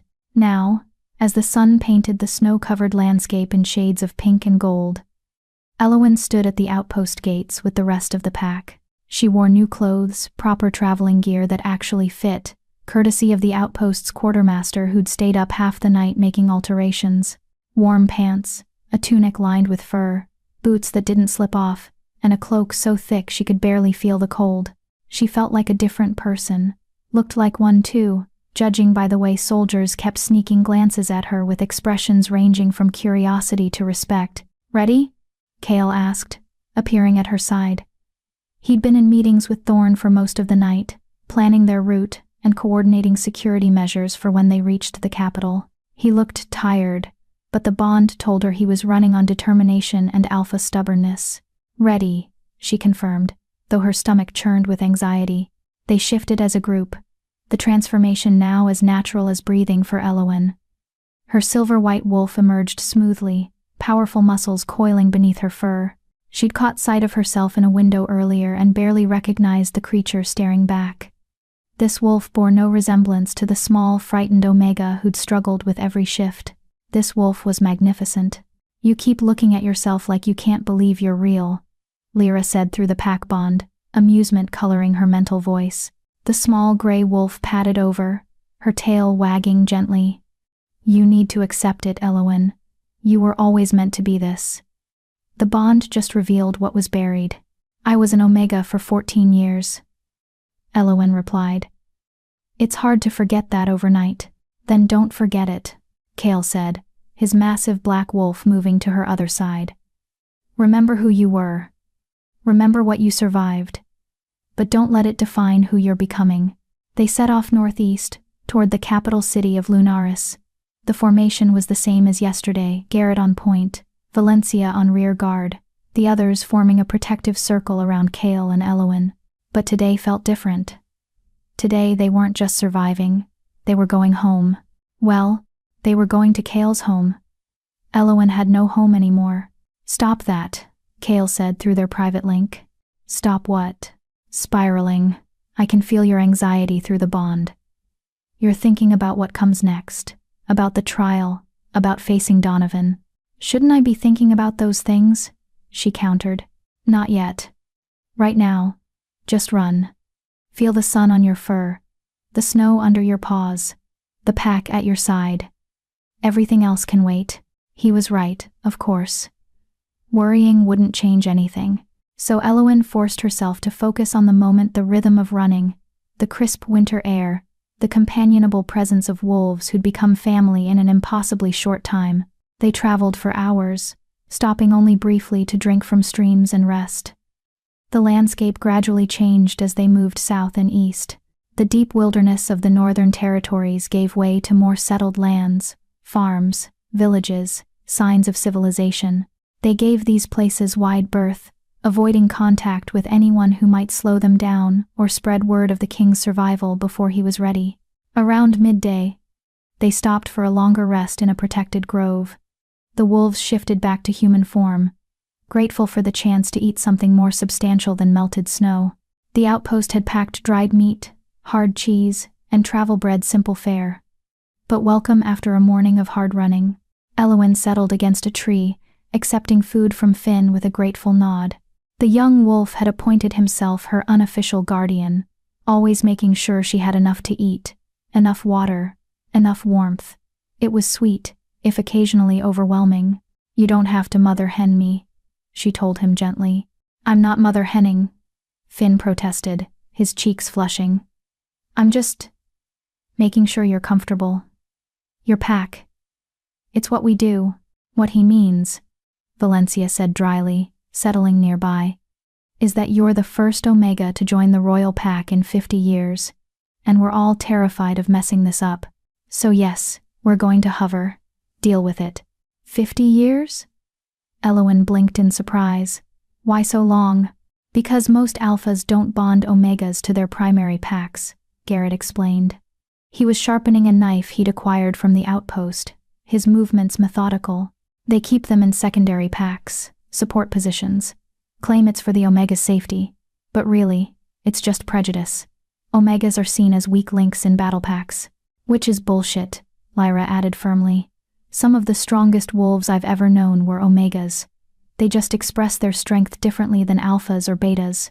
Hence why I bonded Eowyn to the royal pack," Kale said, appearing from the tree line where he'd been scouting. "I don't have time for prejudice or outdated hierarchy nonsense. I need wolves I can trust. Wolves with courage and heart. Eowyn has both in abundance." His casual confidence in her made Eowyn's throat tight. "You barely know me. I know you saved my life without hesitation," Kale replied, settling beside her, close enough that their shoulders touched. "I know you sacrificed everything you had for strangers. I know you stood up to an alpha king when any sane wolf would have submitted. I know enough." "The council won't see it that way," Valencia warned. "They're going to question your judgment, claim the bond was made in haste, without proper consideration. They'll say you were traumatized by the near-death experience and made an emotional decision rather than a strategic one." "Let them," Kale said calmly. "I've spent 10 years as their king. They know I don't make emotional decisions. And if they push too hard..." He smiled, but there was nothing friendly in it. "Well, I can be very persuasive when necessary." "By persuasive, he means terrifying," Finn stage whispered to Eowyn. "I heard that," Kale said, but his tone was amused rather than annoyed. They rested for another hour before resuming their journey.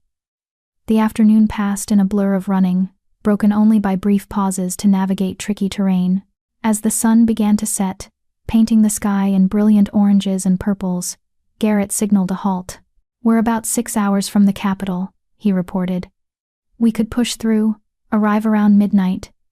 Or we camp here and enter the city at dawn." "Dawn," Kale decided immediately. "I want full visibility when we arrive. No sneaking in under cover of darkness like we have something to hide. Plus, arriving at dawn means the council will have time to convene during the day," Valencia added. "Better to face them when we're all rested, rather than exhausted from an all-night run." They made camp in a sheltered valley, using deadfall to build a fire. It felt strange to be so close to civilization yet still sleeping rough. But none of the wolves complained. This was clearly routine for them. The royal guard spent more time in the field than at the palace, apparently. As darkness fell and stars emerged overhead, the pack settled around the fire. Someone had caught a deer during the afternoon run, and it roasted on a makeshift spit, filling the air with the smell of cooking meat. Elowen's mouth watered, despite having eaten only hours before. "Tell me about the capital," she said to no one in particular. "What's it like?" "Overwhelming," Lyra answered immediately. "Especially if you've never been to a city. Lunaris is home to nearly 50,000 wolves, plus humans and other supernaturals. The noise alone will be shocking.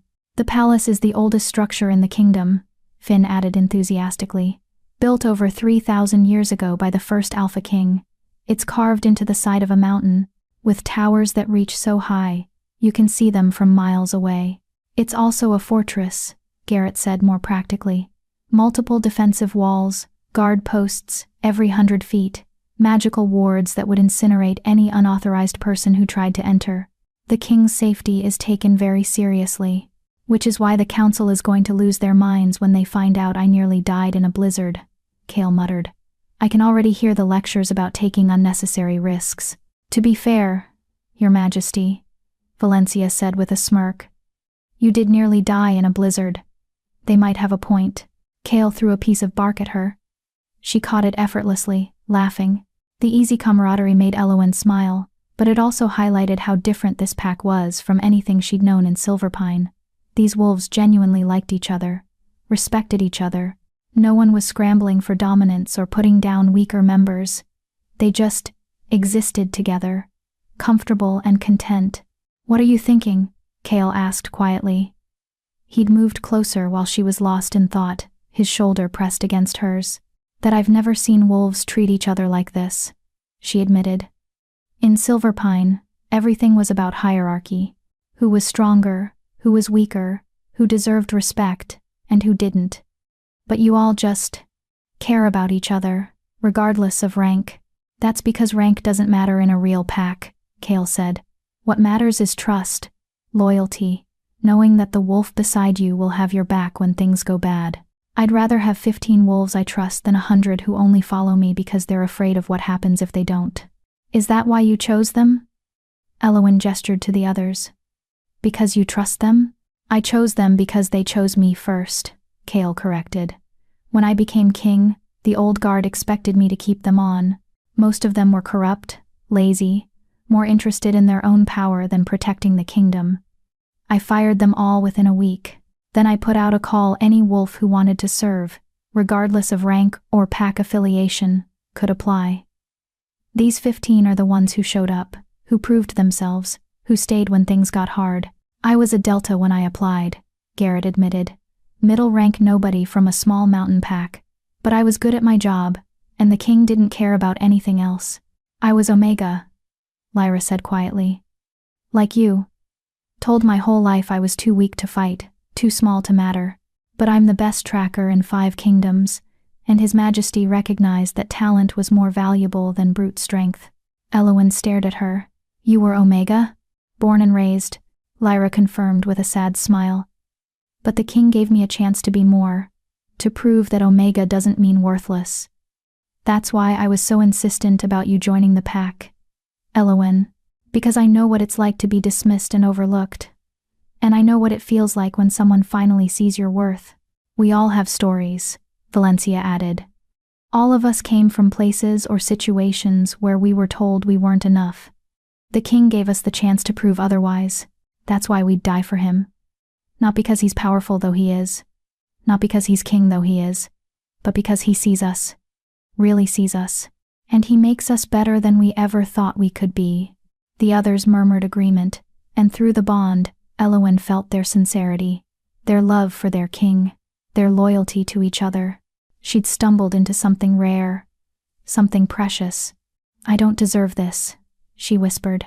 "You're right," Kale said, and her heart plummeted. Then he continued, "You deserve better. You deserve a pack that valued you from the start, a family that loved you without question, an alpha who protected you instead of abandoning you. But this is what I can offer, Elowen. This pack, this bond, this chance at something better, and I'm asking you to take it. Not because you have to, but because you want to." Did she want it? The question was laughable. She'd wanted to belong her entire life. wanted to matter, wanted to be seen as something other than a burden or a mistake. And here was an alpha king offering her exactly that. "I want it," she said firmly. "All of it. The pack, the bond, whatever comes next. I'm in." Kale's smile was radiant. He pulled her closer, wrapping an arm around her shoulders in a gesture that was both protective and possessive. "Good. Because tomorrow, we face the council, and they're going to try to tear you apart. Question your worth, your strength, your right to be in this pack. But I need you to remember something." "What?" His gold eyes locked on hers, fierce and unyielding. "You're not the Omega they expect. You're not weak or worthless or disposable. You're the wolf who saved a king, the wolf who survived 14 years of abuse and came out stronger, the wolf who looked death in the face and said, 'Not today.' That's who you are, Elowen Thornhart. And the council is going to learn that the hard way." Around them, the pack howled their agreement. A sound of solidarity, of family, of wolves who would stand together against whatever came next. Elowen lifted her head and howled with them, her voice joining the chorus. Tomorrow, they would face the council. Tomorrow, she would face Alpha Donovan. Tomorrow, her old life would end, and her new one would truly begin. But tonight, she was pack. She was home. She was enough. And nothing would ever take that away from her. Chapter 8. The City of Wolves. Dawn broke over the capital city of Lunaris like a promise. Elowen stood at the crest of a hill, still in wolf form, and stared at the sprawling metropolis below. Nothing could have prepared her for this. Silverpine had been a small pack, maybe 300 wolves at most, scattered across a rural territory. She'd thought that was what a pack looked like. She'd been so wrong. Lunaris stretched as far as she could see. Buildings of white stone and dark wood clustered together in organized chaos, spiraling out from a central mountain like ripples on water. And carved into that mountain, impossible to miss, impossible to ignore, was the palace. It was massive. Towers that pierced the clouds, walls that gleamed like pearl in the morning light, bridges and walkways that connected different sections in a complex web of architecture, flags bearing the royal crest. A wolf's head crowned with stars flew from every tower, snapping in the wind. "Overwhelming, isn't it?" Lyra's voice came through the pack bond, warm with understanding. "That's one word for it," Elowen managed. Her wolf wanted to tuck tail and run. This was too much, too big, too everything. She was just an Omega from nowhere. She didn't belong in a place like this. "Yes, you do," Kale said firmly through their private link. He moved to stand beside her, his massive black wolf, a solid presence. "You belong wherever I say you belong. And I say you belong here, at my side, in my pack, in my home. Understand?" She wanted to argue, wanted to list all the reasons why this was insane. But the bond wouldn't let her lie to him, and the truth was, she wanted to believe him. Wanted to believe she could be more than the scared, starving Omega who'd been left to die. "I understand," she replied quietly. "Good. Now, let's go make an entrance." They descended toward the city as the sun climbed higher. The closer they got, the more wolves Elowen sensed, hundreds, thousands of individual presences pressing against her awareness. Most were distant, background noise, but some were powerful enough that she felt them like physical touches. Alphas, dozens of them, all in one place. Her wolf whimpered, every instinct screaming at her to submit, to hide, to make herself small and invisible. Only Kale's presence through the bond kept her moving forward, his power wrapped around hers like armor, shielding her from the worst of the dominant pressure. "Stay close," he commanded through the pack link. "Once we enter the city, everyone will know I'm back. There will be crowds, curiosity, wolves trying to get close. The guard will keep them at a distance, but you need to stay within the formation. Don't wander off." "Wasn't planning on it," Elowen assured him. They reached the outer gates, massive structures of iron and magic that could probably withstand a siege by an army. Guards in silver armor stood at attention, their eyes widening as they recognized the approaching wolves. "The king," one of them shouted. "The king has returned." The gates swung open, and chaos erupted. Wolves poured out of buildings, drawn by the commotion. Shifted and unshifted, they lined the streets, falling to their knees as Kale passed. Some were crying, openly weeping with relief. Others cheered, their voices joining in a roar that echoed off the stone buildings. Long live the king! The king has returned! Blessed be the Alpha King! The noise was overwhelming. The crowd was suffocating. Elowen pressed closer to Kale, grateful for the guard formation that kept the masses at bay. Valencia and Garrett were like mobile walls, their very presence enough to make even the boldest wolves think twice about getting too close. They moved through the city in a procession, heading steadily toward the palace. More wolves joined the crowd with every street they passed. Elowen caught glimpses of faces young and old, dominant and submissive, all of them looking at their king with expressions of devotion that bordered on worship. This was what it meant to be the Alpha King, not just power, but love. These wolves would die for Kale without hesitation. He earned it, Lyra said, apparently sensing Elowen's thoughts through the bond. 10 years ago, the kingdom was falling apart. The old king was corrupt, the council was worse, and the packs were at each other's throats. Kale changed everything, reformed the laws, cleaned out the corruption, gave wolves like us a chance to rise above our ranks. He saved this kingdom. They love him because he gave them hope. Elowen looked at the massive black wolf beside her with new eyes. She'd known he was powerful, known he was king, but she hadn't understood what that meant. The weight of it. The responsibility. Don't start pitying me, Kale said dryly through their private link. I chose this life, and I'd choose it again, even if it means nearly dying in blizzards. Especially then, because it led me to you. The words sent warmth flooding through her chest, and she felt his amusement at her reaction through the bond. They reached the palace gates even more impressive up close, and these opened automatically, responding to Kale's presence. The crowd stayed behind, held back by guards who'd materialized from seemingly nowhere. The royal party passed through into a massive courtyard, and the gates closed behind them with a sound of absolute finality. Inside the palace walls, the chaos faded. Here, there was order. Guards in formal armor lined the walls. Servants in simple but elegant clothing waited at attention, and at the center of it all, on the steps leading to the main palace entrance, stood a group of wolves who radiated power like the sun radiated heat. The council. Kale shifted, his transformation swift and smooth. The others followed suit, and Elowen forced herself to do the same despite her screaming instincts. Naked in human form, she was painfully aware of how small she was compared to the warriors around her. How vulnerable. Servants rushed forward with robes, simple white garments that provided minimal coverage but satisfied basic modesty. Elowen wrapped hers around herself gratefully, tying it with trembling fingers. "Your Majesty," a male voice said, heavy with relief and reproach in equal measure. 3 days. We mourned you for 3 days. The speaker was ancient, at least 80, with white hair and a face mapped with wrinkles. But his eyes were sharp, intelligent, and his power was unmistakable. This was an alpha who'd lived long enough to see kingdoms rise and fall. "Chancellor Aldrich," Kale greeted, his tone respectful but not apologetic. "My apologies for the inconvenience. I was a bit busy." "Not dying." "A bit busy," Aldrich sputtered. "Your Majesty, you disappeared into the worst storm in a century with no communication, no backup, and no apparent concern for the succession crisis your death would cause." "But I didn't die," Kale pointed out reasonably. "So there's no succession crisis.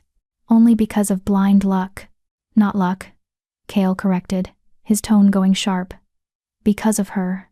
He turned, gesturing to Elowen. Every eye in the courtyard focused on her with laser intensity. The council members, at least a dozen of them, assessed her with expressions ranging from curiosity to suspicion to outright disdain.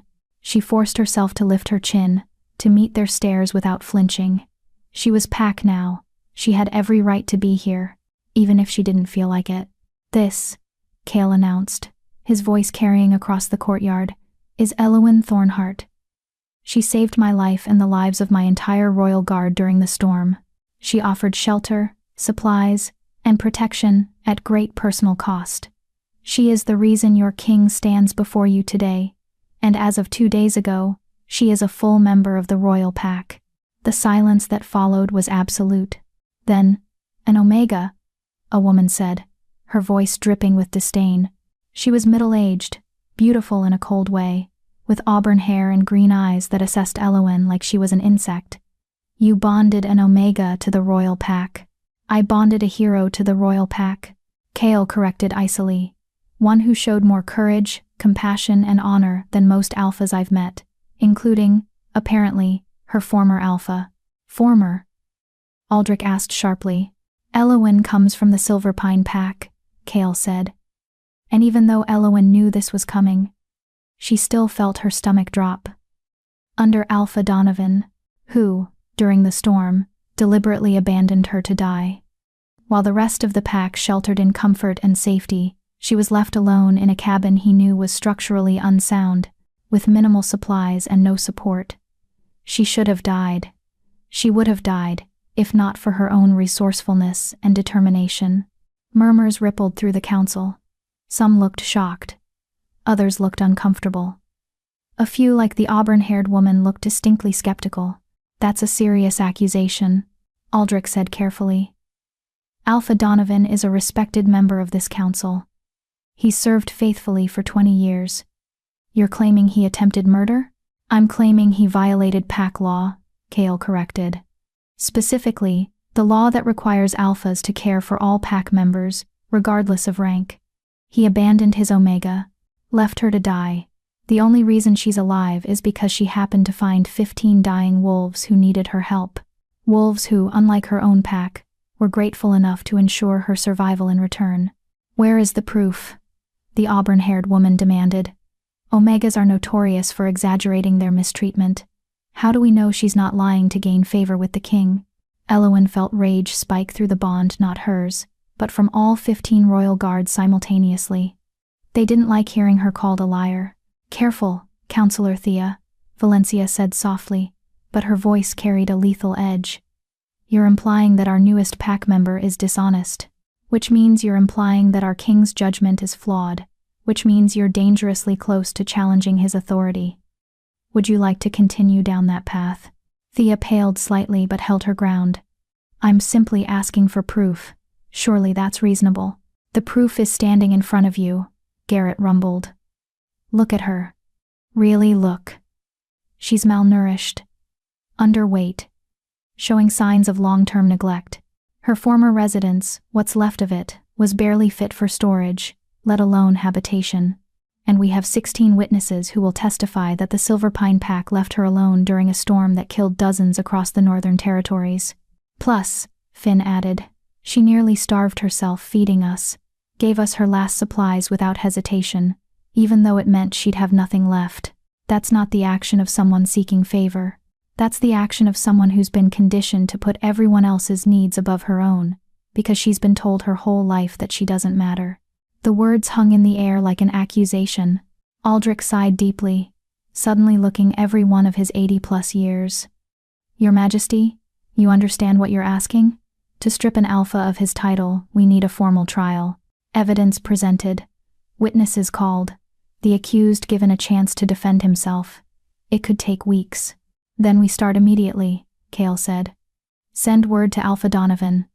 Tell him he's been summoned to the capital to answer charges of abandonment and abuse. Tell him he has 3 days to arrive, or we proceed without him. And if he refuses to come? Thea asked. Kale's smile was cold and utterly without mercy. Then I'll go to Silverpine and drag him here myself, in chains if necessary, because one way or another, he will answer for what he did. Not just to Elowen, but to every Omega who's been mistreated under his watch. Justice delayed is justice denied, and I'm done watching corrupt alphas abuse their power. Here, someone called from behind the council. Elowen couldn't see who, but several other voices murmured agreement. Aldrich closed his eyes briefly, as if gathering strength. When he opened them, there was resignation in their depths. Very well, Your Majesty. I'll send the summons today. The trial will convene in 1 week that gives Alpha Donovan time to travel and prepare his defense. Is that acceptable? It's acceptable, Kale agreed. Elowen will stay at the palace under my protection until the trial concludes. No one, and I mean no one, is to approach her without my explicit permission. She's under royal protection now. Any harm that comes to her will be considered an attack on the crown itself. The threat was clear. Touch Elowen, and face the Alpha King's wrath. Of course, Your Majesty, Aldrich said. Now, if you'll excuse us, we have much to prepare. Welcome home, Your Majesty. We're grateful to have you back. The council dispersed, though Elowen caught several of them casting looks back at her, some curious, some calculating, some openly hostile. She tried not to let it show how much their attention unnerved her. Come, Cale said, offering her his hand. Let me show you your new home. She took his hand, and he led her up the palace steps. The royal guard fell into formation around them, a protective cocoon against the world. As they passed through the massive doors into the palace proper, Elowen caught sight of her reflection in a polished shield hanging on the wall. A small woman in a simple white robe, dwarfed by warriors, holding the hand of a king. She looked terrified, but she also looked determined. 1 week. In 1 week, she would face Alpha Donovan in front of the entire council. In 1 week, she would have to relive every moment of abuse, neglect, and abandonment. In 1 week, she would either get justice or lose everything, but she wouldn't face it alone. She had Cale. She had the pack. She had wolves who believed in her, who would fight for her, who saw her as something more than just an Omega. That would have to be enough. Chapter 9. The Palace and the Past. The palace was a labyrinth. Elowen followed Cale through corridors that seemed to stretch forever, past rooms whose purposes she couldn't begin to guess. Everything was massive ceilings that soared 30 feet high, windows tall enough to frame entire landscapes, tapestries that depicted battles and celebrations from centuries past.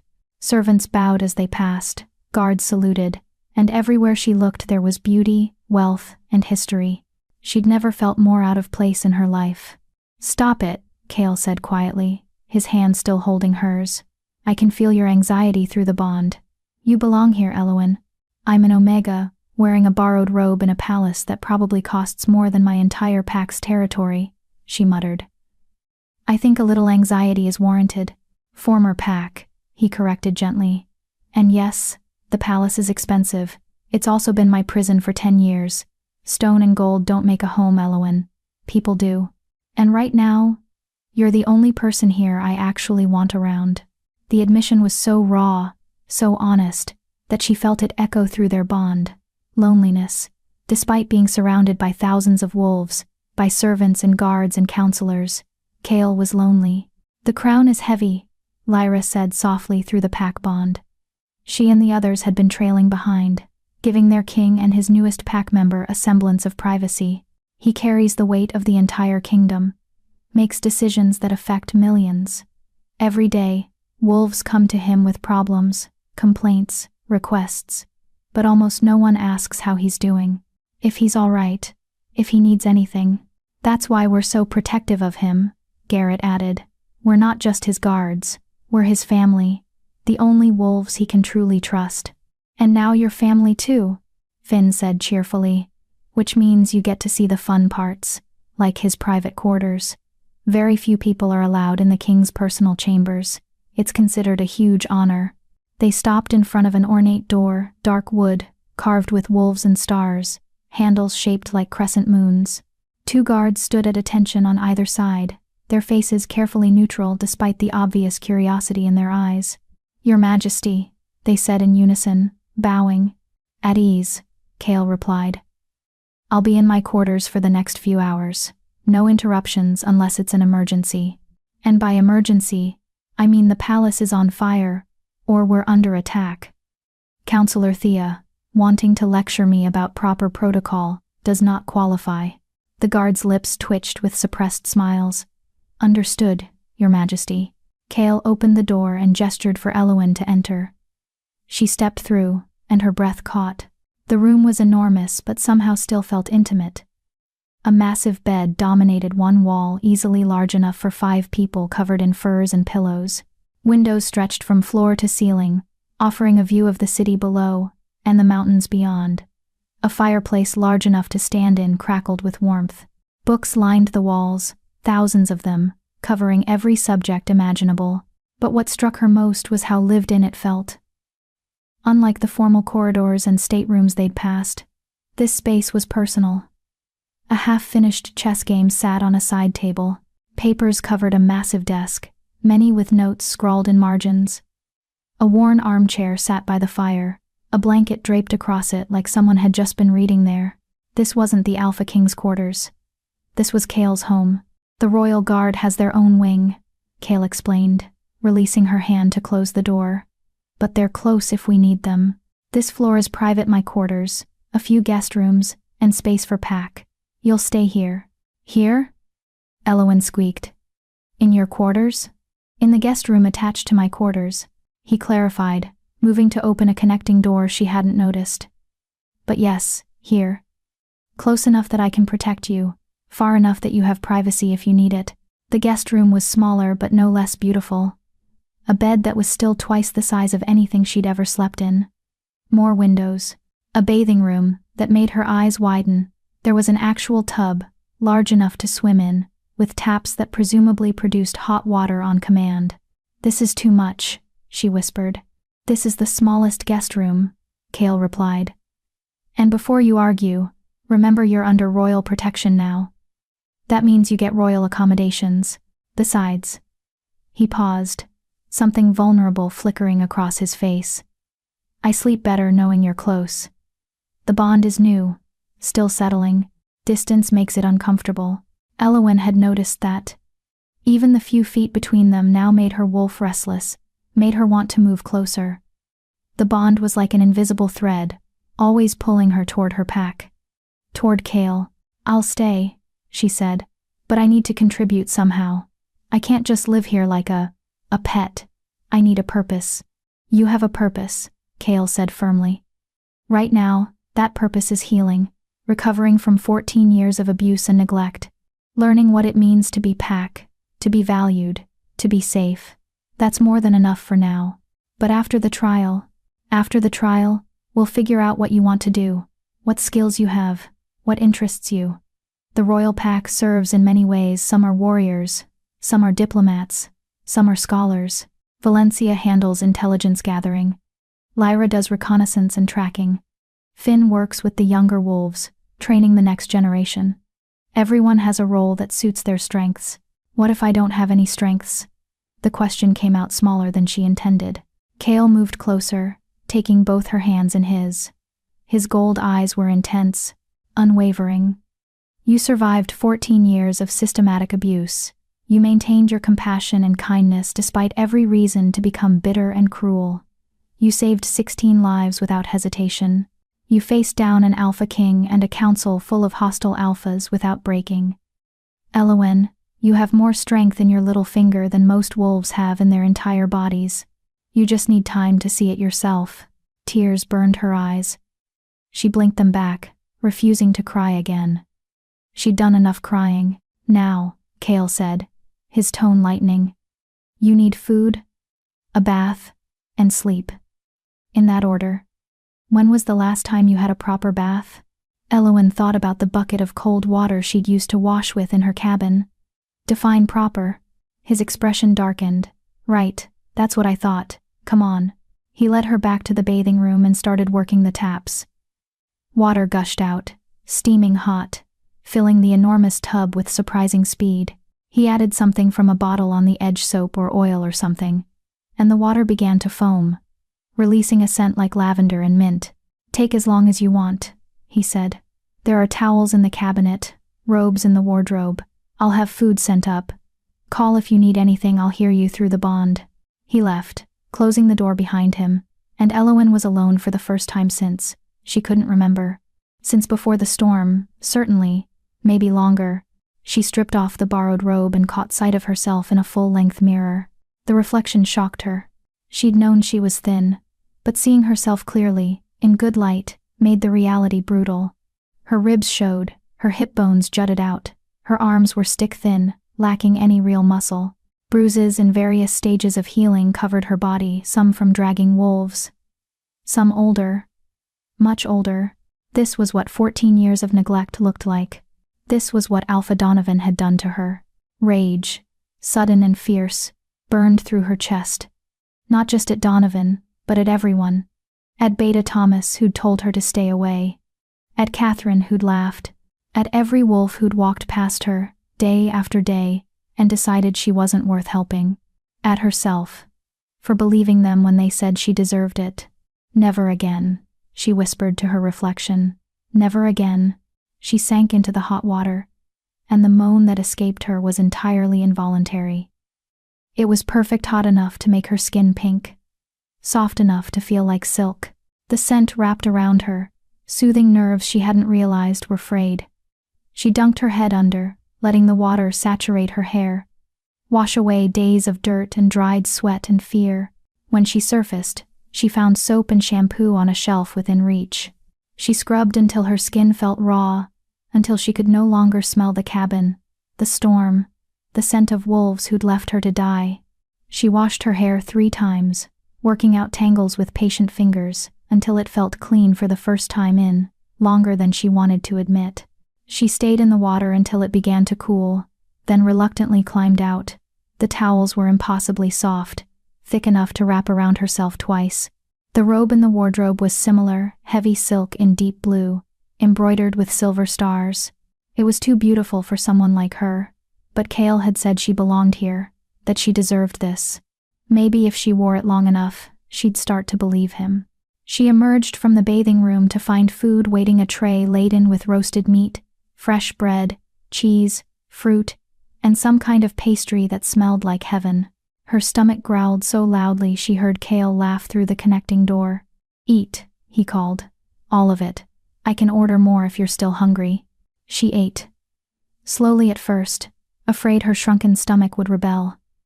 But the food was so good, so rich and flavorful, that she couldn't stop.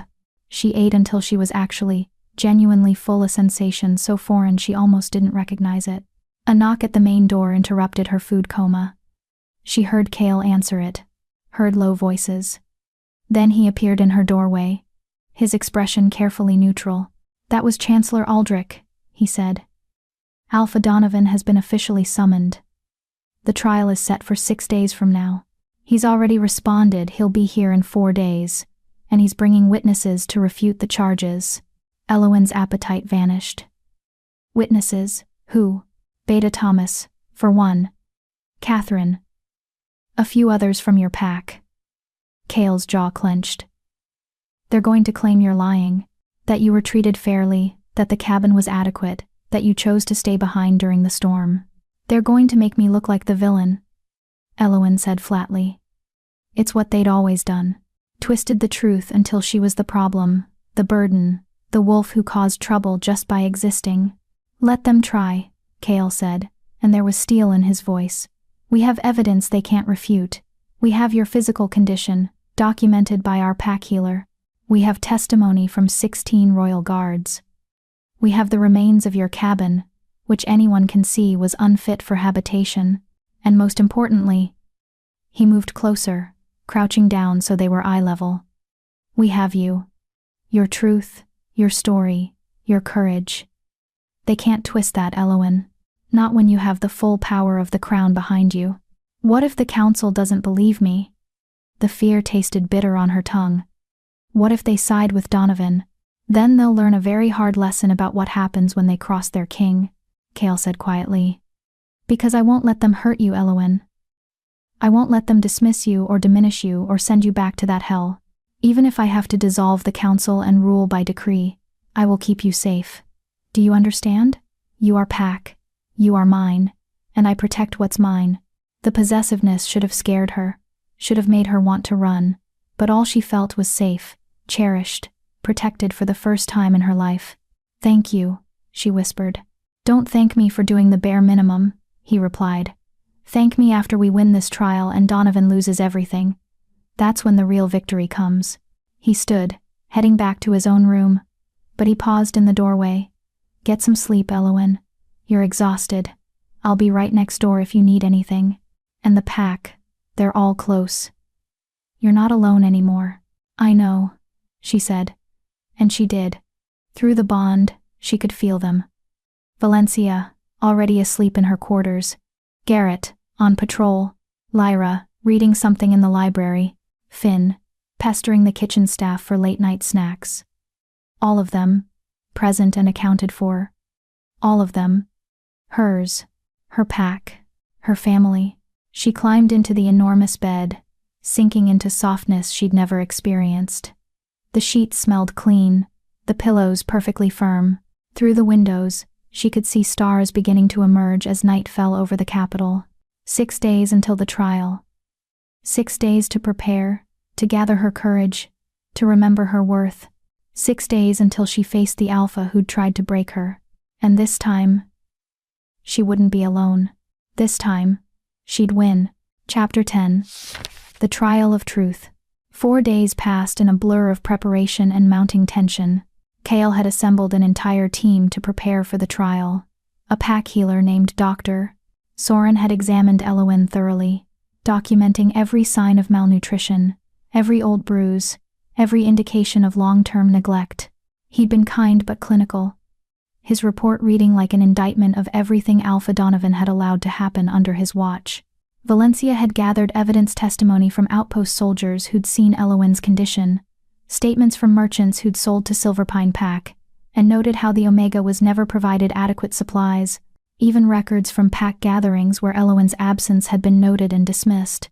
And Kale himself had worked with Elowen for hours each day, helping her prepare her testimony, teaching her how to stand before the council, how to speak with confidence, how to hold her ground when Donovan's witnesses tried to tear her apart. Remember, he told her over and over, you're not the frightened Omega they left behind.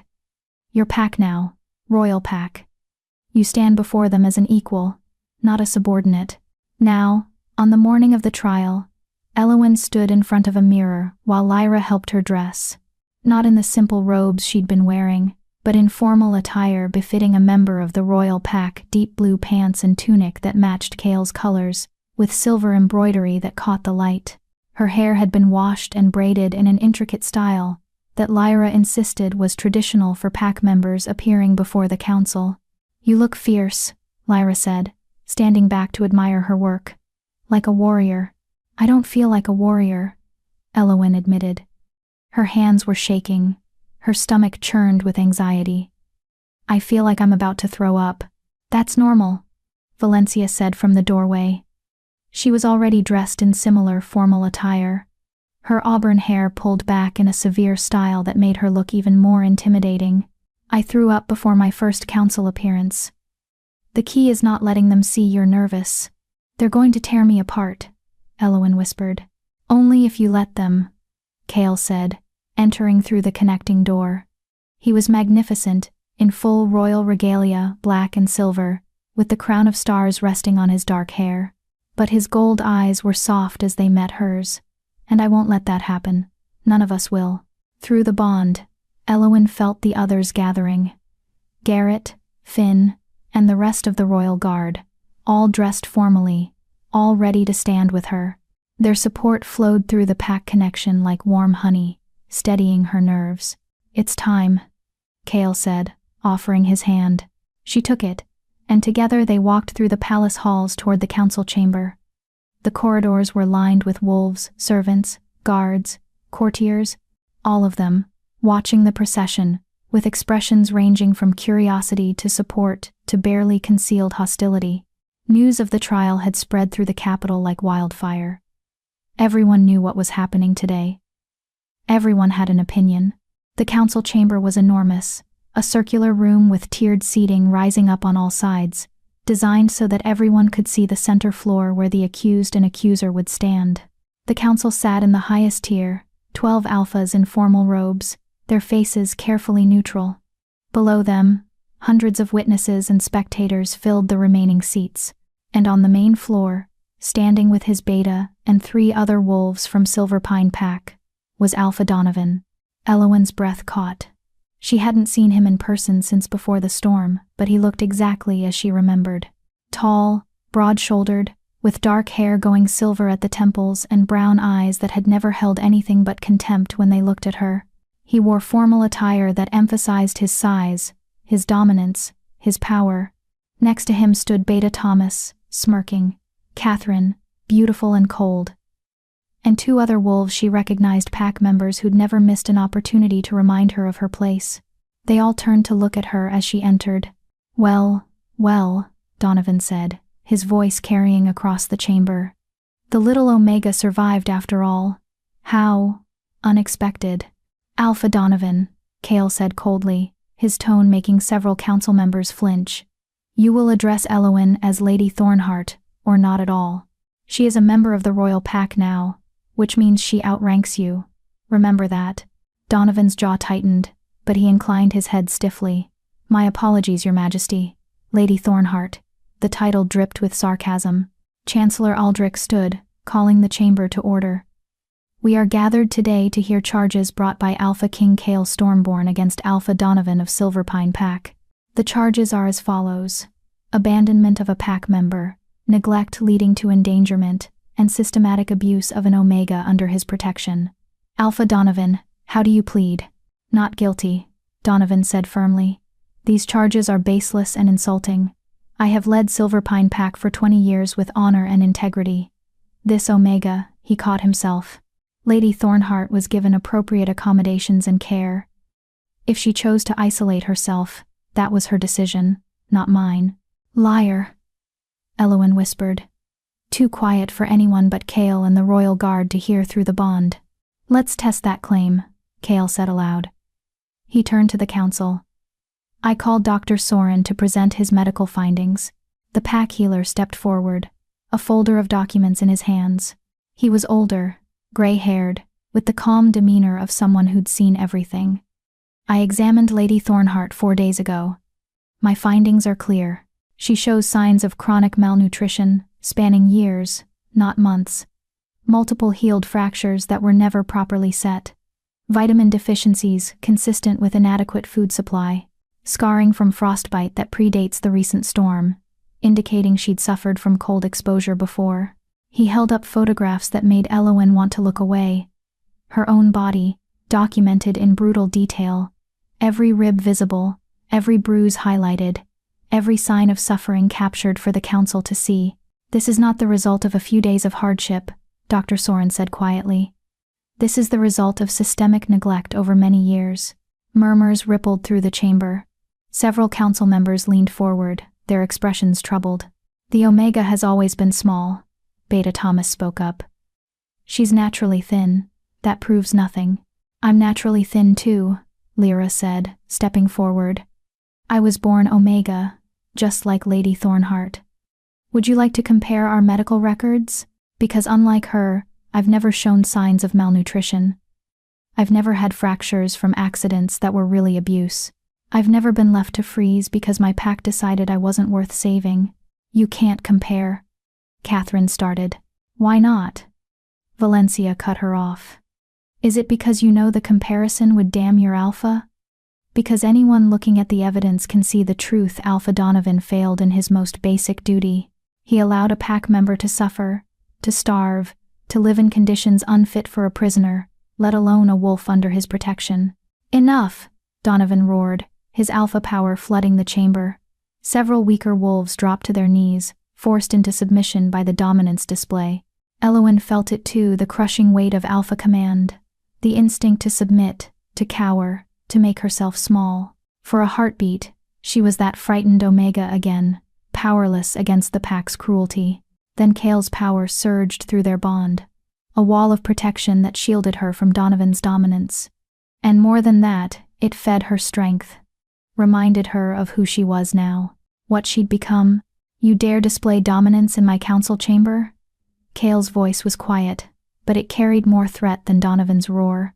His gold eyes blazed with fury. You dare try to force my pack member into submission. The temperature in the room seemed to drop. Cale's power unfolded like dark wings, filling the chamber until even the council members looked uneasy. This was the Alpha King in his full terrifying glory, the predator who ruled predators, the wolf who could crush any challenger without breaking a sweat. Kneel, Cale commanded, and it wasn't a request. Donovan fought it. Elowen could see the struggle in his face, the strain in his body as he tried to resist. But Cale's power was absolute, inexorable. Within seconds, Donovan was on his knees, head bowed, every line of his body screaming submission. So were his witnesses. Thomas, Catherine, and the others, all forced down by their king's command. "Remember where you are," Cale said softly. "Remember who you're dealing with. This is not your territory, where you can bully weaker wolves without consequence. This is my domain. And here, you will show respect. To the council. To the process. And especially to the Omega you tried to kill." He released the command, and Donovan struggled to his feet, his face mottled with rage and humiliation. "Now," Cale continued, his tone returning to something approaching normal. "Let's discuss the storm. Chancellor Aldrich, would you present the weather reports?" Aldrich stood, holding up several documents. According to meteorological records, the storm warning was issued 3 days before the blizzard hit. All packs in the Northern Territories were advised to gather their members and ensure adequate shelter. The storm was predicted to be the worst in a century, temperatures low enough to kill within hours, wind speeds capable of destroying buildings, snow accumulation of up to 10 feet in some areas. He looked directly at Donovan. "Alpha Donovan, did you receive these warnings?" "I did," Donovan admitted. "And did you gather your pack?" "I gathered those who mattered, those who contributed, those who deserved protection."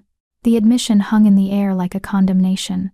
"So you admit," Cale said slowly, "that you consciously decided Lady Thornheart did not deserve protection, that you deliberately left her behind, while the rest of your pack sheltered in safety.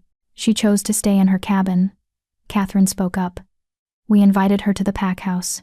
She refused." "That's a lie," Elowen heard herself say. The words came out stronger than she expected, amplified by the bond, by Cale's power flowing through her. "Beta Thomas specifically told me not to come.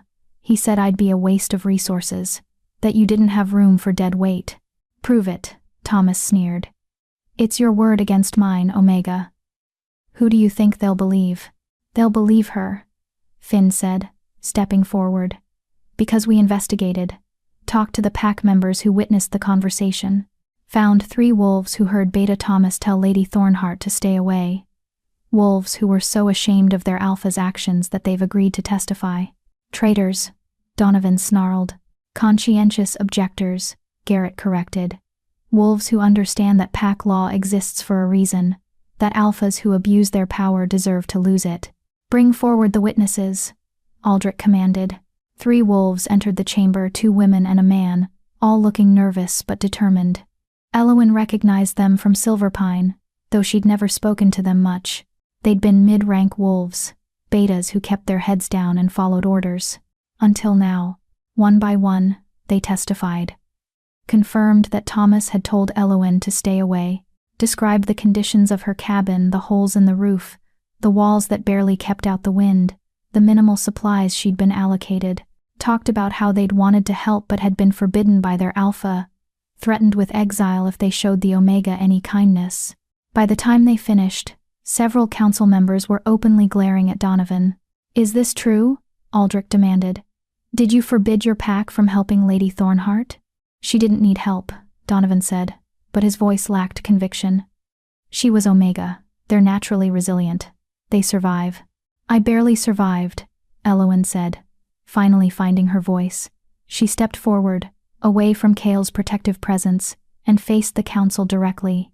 "For 14 years, I lived in that cabin, alone, cold, hungry. I was given the minimum supplies to keep me alive because pack law required it, but nothing more. No repairs when the roof leaked, no extra food when winter made hunting impossible. No medical care when I was injured. I was invisible, worthless, a burden that Alpha Donovan tolerated only because the law said he had to." Her voice grew stronger with each word, fed by years of suppressed anger and pain. "When the storm came, I wasn't surprised to be left behind. I'd been left behind my whole life. What surprised me was that I survived, that I found wolves who needed my help, and for the first time, I had something to offer. For the first time, I mattered, and those wolves, complete strangers, showed me more care, more respect, more basic decency in 2 days than my own pack showed me in 14 years. She turned to look at Donovan, meeting his eyes without flinching. You tried to kill me. Maybe not with your own hands, but through neglect, through abandonment, through systematic abuse that made my life so unbearable that dying in the storm probably seemed merciful. But I didn't die. I survived. And now I'm going to make sure you never do this to another Omega. Never make another wolf feel like they're disposable. Never get to hide behind your authority while wolves suffer under your watch. Silence. Absolute, ringing silence. Then Counselor Thea stood. I moved to strip Alpha Donovan of his title, effective immediately. The evidence is overwhelming. The testimony is damning. This wolf is unfit to lead. Seconded. Another counselor called. All in favor? Aldrich asked. 12 hands rose. Not one dissenting voice. Alpha Donovan, Aldrich said formally. By unanimous vote of this council, you are hereby stripped of your title and authority. The Silverpine Pack will be placed under interim leadership until a new alpha can be chosen. You are barred from holding any position of authority within the pack structure, and you will serve 1 year of community service under royal supervision as penance for your crimes. Donovan's face went white, then red, then purple with rage. You can't, she's just an Omega. You're destroying me over an Omega? No, Kale said coldly. We're holding you accountable for your actions, something that should have happened years ago. Be grateful I'm only taking your title. I could take your freedom, your life. But I'm giving you a chance to learn what it means to serve, to be at the bottom of the hierarchy, to understand what you put Lady Thornheart through. Use it wisely. Guards moved forward to escort Donovan from the chamber. He fought them, shouting obscenities, making threats. Beta, Thomas, and Catherine were also removed, their positions revoked, their shame complete. And Elowen stood in the center of the chamber, shaking, barely able to believe it was over. You did it, Lyra whispered through the bond. You won. We won, Elowen corrected, looking at the 15 wolves who surrounded her, who'd fought for her, who'd made her believe she was worth fighting for. Kale stepped forward and pulled her into his arms, right there in front of the council and hundreds of witnesses. The embrace was fierce, protective, possessive. I'm so proud of you, he murmured against her hair. So damn proud. Through their bond, she felt his emotions pride. Yes, but also relief, satisfaction, and something deeper. Something that felt suspiciously like love. Your Majesty, Aldrich said, his voice gentle. If I may ask, what will become of Lady Thornheart now? She can't return to Silverpine. She won't, Kale said, not releasing Elowen. She's royal pack. She stays with us. For as long as she wants. And what if she wants forever? Garrett asked, his tone carefully casual. Kale pulled back just enough to look at Elowen, his gold eyes searching hers. Then forever is what she gets. If that's what she wants. Was it what she wanted?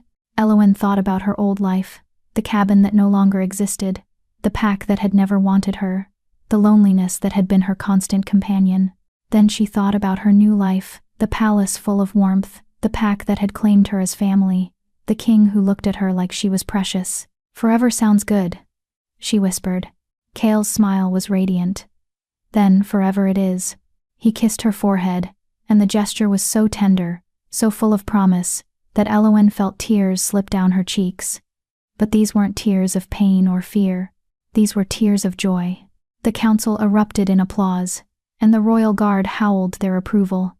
The sound filled the chamber, echoed through the palace, rang out across the capital, and Elowen Thornheart, formerly the weakest Omega in Silverpine Pack, now a full member of the royal pack, stood tall and smiled. She'd saved 15 wolves in a blizzard, and in return, they'd saved her. Epilogue. 1 year later, the coronation ceremony was traditionally held in spring, when the snows melted and the kingdom celebrated renewal. But this year, it had a significance beyond tradition. Elowen stood before the council chamber, now familiar territory, wearing robes of silver and blue. Her hair had grown longer. Her body had filled out with proper nutrition and care. She looked healthy, strong, like someone who belonged in a palace, like someone who belonged next to a king. Elowen Thornheart, Chancellor Aldrich said formally, his voice carrying across the chamber packed with witnesses. You have served this kingdom with honor, courage, and dedication.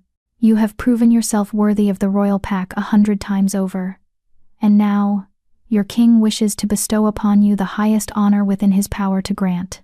Kale stepped forward, a small crown in his hands. Not as elaborate as his own. This one was simpler, more delicate, crafted from silver and set with moonstones. "Elowen," he said softly, loud enough for only her to hear. "I'm offering you a choice. Be my mate, my queen. Rule beside me, not behind me. Share my life, my throne, my heart. Everything I have, everything I am, it's yours if you want it." "And if I say no?" she asked, even though they both knew she wouldn't. "Then you stay as you are, royal pack, protected, cherished, free. Nothing changes. I'll still love you, still want you. But the choice has to be yours, Elowen. Always yours." She looked out at the gathered wolves.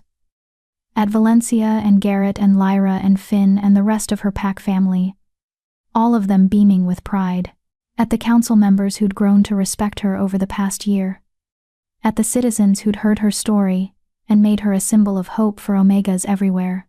Then she looked at Kale the Alpha King, who'd seen her worth when no one else had, who'd protected her and believed in her and loved her with a fierceness that still took her breath away. "Yes," she said clearly. "Forever and always, yes." He placed the crown on her head, and the chamber exploded with applause and howls and celebration. Kale pulled her into his arms and kissed her properly this time. Deeply, the kind of kiss that promised forever. When they finally broke apart, Elowen was breathless and laughing. "Your Majesty," she said formally, grinning. "My queen," he replied, equally formal, equally amused. Then, together, they turned to face their kingdom. Elowen Thornheart had once been the Omega no one wanted.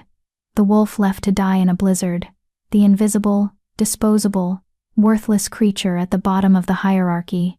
Now she was Queen Elowen Stormborn, mate to the Alpha King, voice for the voiceless, champion of the forgotten, and she would make sure that no Omega ever felt as alone as she once had. That was her promise, her purpose, her forever. The weak exist to serve the strong, that's what they'd told her.